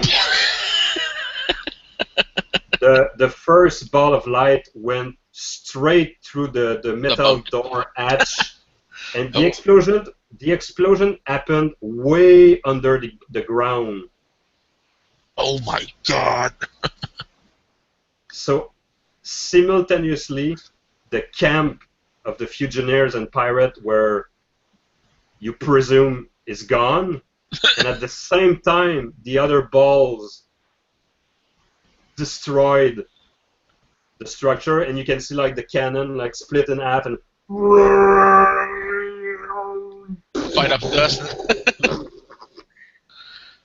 and the 2 things happen at the same time, like very quickly, and now you can see like the ball of light slowly rise to and start to gain altitude and disappear. Can I away. Can I do a thing? You can do a thing. Okay, so while this is happening, right, while Brad's going, is that a bullet? My hand goes to this little pouch on my jacket where the drawings are of the dream I had, and I look at it, I stare at it, and I go, that's the thing. And then I sort of look at Orion, and I look at the thing, and Orion is crazy. He's like, and every sensor is like, he's crazy. He's picking up all kinds of signals. He has the notion of an idea, and it's a crazy ass idea, but he's like, Edwin's dead. I'm nearly dead. Brad is immortal. Sobek. What? I'm what? We need help, and Right. I grab Orion and just instinctively I look at this thing and I type into Orion. I use the maximum range band I can. Using the dinosaurs as coordination, and I just send a message to that ball of light, and I just send the word sanctuary ? Send, using my distant interface ability that I could use with Orion. Oh! Oh! That's right. All right, you can do that. Brad, you can see Nathaniel is picking up Orion. It's a ship. It is a ship. He's in a trance. he's like, what are you he's doing? like he's super into it, and you see the ball of light slowly moving upward. What the hell is that? You see It's a you ship, hear Brad. a weird noise. For you, Bright, it's like having a UFO encounter. Yeah, it's like, it's from the stars. Oh my god. So, would you give me an intellect roll, Nathaniel, with of course your ability? Yes. This may come as no surprise, but I'm going to spend 2 levels of effort. This, No, really. this might be our last hope of getting out of this in one piece. This is quite surprising. So that's a 5 points of intellect I'm pumping into that bad boy. Bad So boy. that would give me. I don't know. Okay, I'm doing some mental maths here. Okay. Which brings me nearly to dead, just for the record. No, it's mentally strained. So what's the difficulty? I just need to know this because I do have some skills that might help me in this as well. So your ability is a distant interface? Mhm. Okay, I just wanted to, Okay. Let me check my note. Cannot be interfaced. It's a simple message. It's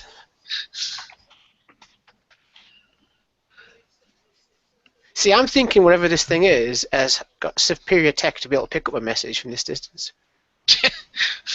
Just saying. We'll soon find out. Or you get an answer as "fuck off." No, the answer will be "see you next season." Yeah. Face. Or the number you have reached cannot be reached by now. Let's see. All right, so that would be a level 4 intellect roll. Is that including my use of effort? With your use of effort, that will be a 3. It's 2 levels of effort I used. Oh, and 2. I have communication systems at specialized. That's a 1. Almost routine. Almost. Oh god. Oh god. Oh god. Oh god. No. I've No. actually got, Are you stressed? I can't push it any further. I got nothing. Well, ooh. Okay, no, I'm gonna roll. Yes. Oh. Oh.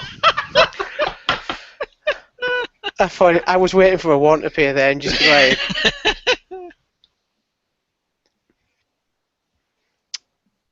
So, in response to Nathaniel's interfacing, the ball of light stopped in the air. Huh. And you, Nathaniel, on Orion, you know that the message was received. You had like by the nature of the signal you received back, there's a connection between you and this ship. And you enter the word sanctuary.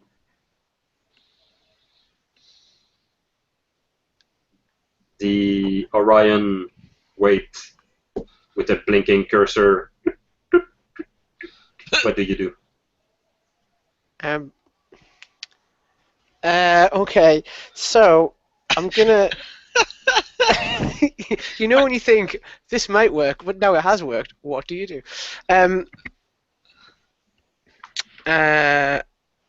Okay. Stop moving! What the hell is going on? Request evacuation. Try to stop Fusioneers. You got there first. Thank you, White Knight. What? What did you say? What? Wait. Fuck. I told you it wasn't a dream, Brad. I told you I saw something. It wasn't the mushrooms. I think I like the mushrooms better now. Damn. You receive an answer, and this is the answer you receive. Denied. Keep Okay. hope up. And the ball of light just take off at great speed. And suddenly, you three are all alone Well, in this toxic wasteland.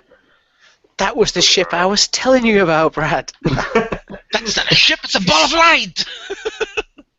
it's I don't know what it is. Well, they got their ass kicked. Now, You still getting that signal, that communicator signal we were looking for? That's a good point.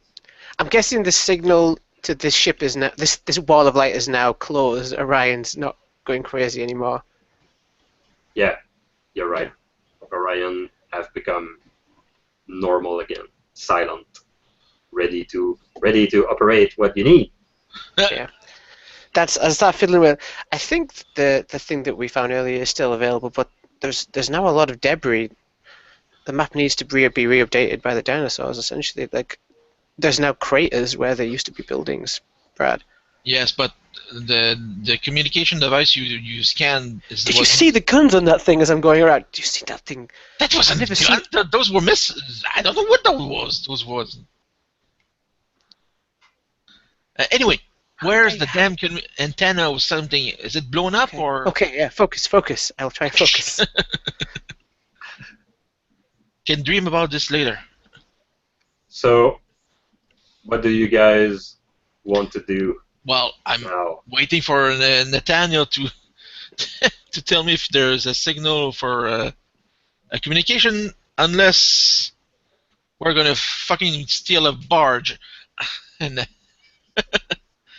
because I know there's a barge here somewhere, more than one. It's gotta be, and it's Gotta be. At the explosion site. There's probably equipment left. I can make anything. I'll make it fly. You can fly anything. Yeah. So back just tap you on the shoulder and say, "We'll find you a ship." Yeah. Wait. We need What? need to call the Cyphers. I have an idea.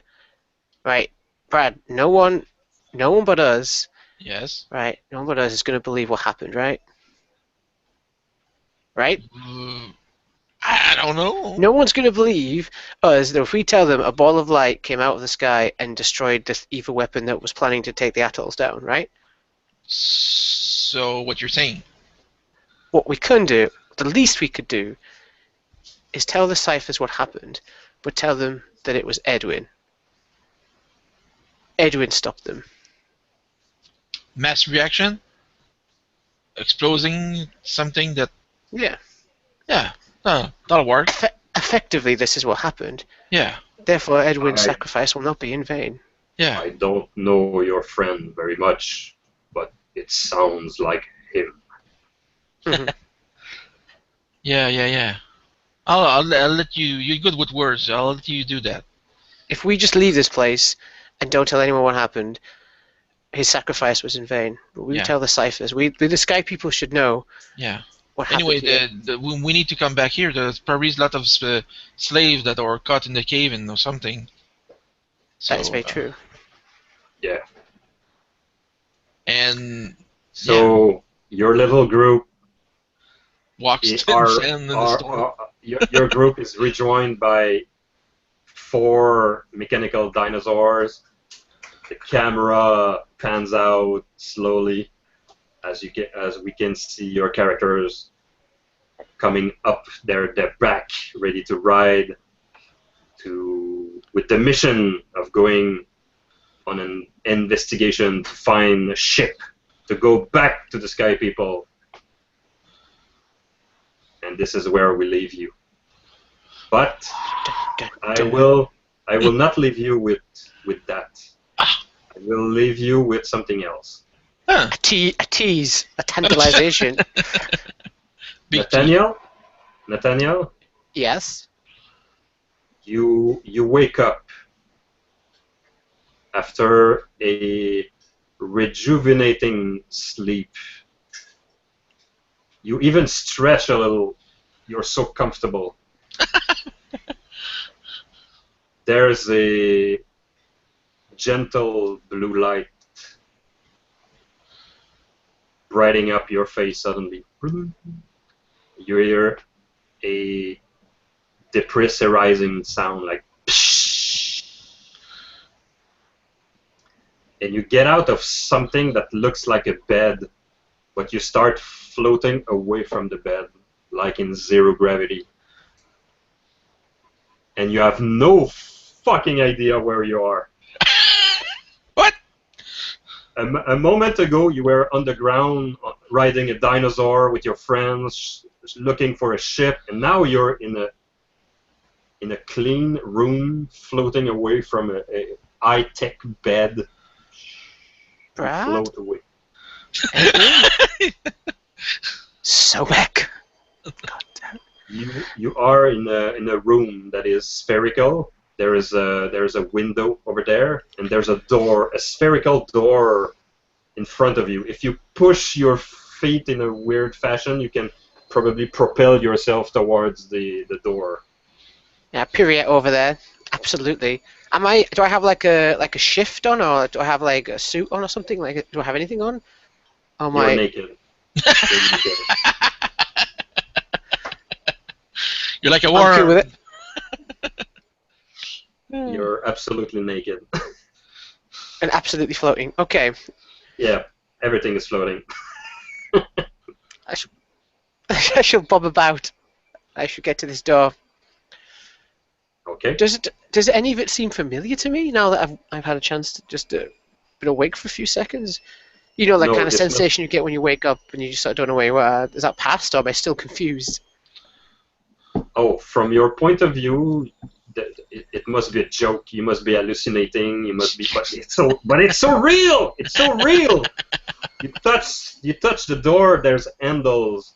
There's 4 large handles in every angle around this round door. So you grab one of the pole and you can like maneuver your body in all kinds of position. The door opens, and you see this beautiful woman with the whitest of hair, almost luminous, and she's like in a skin-tight suit, gray and white, and she enters the room like a floating angel, and she maneuvers and grab a pole and go next to you, and she's smiling at you and say, I knew it was you. What's your name? Nathaniel. Well, Nathaniel, we need to talk. We need to talk. And she grabs you by the neck, gently, and she helps you towards the window to show you something. And what you see simply blow your mind, your freaking mind. Is it a giant cricket?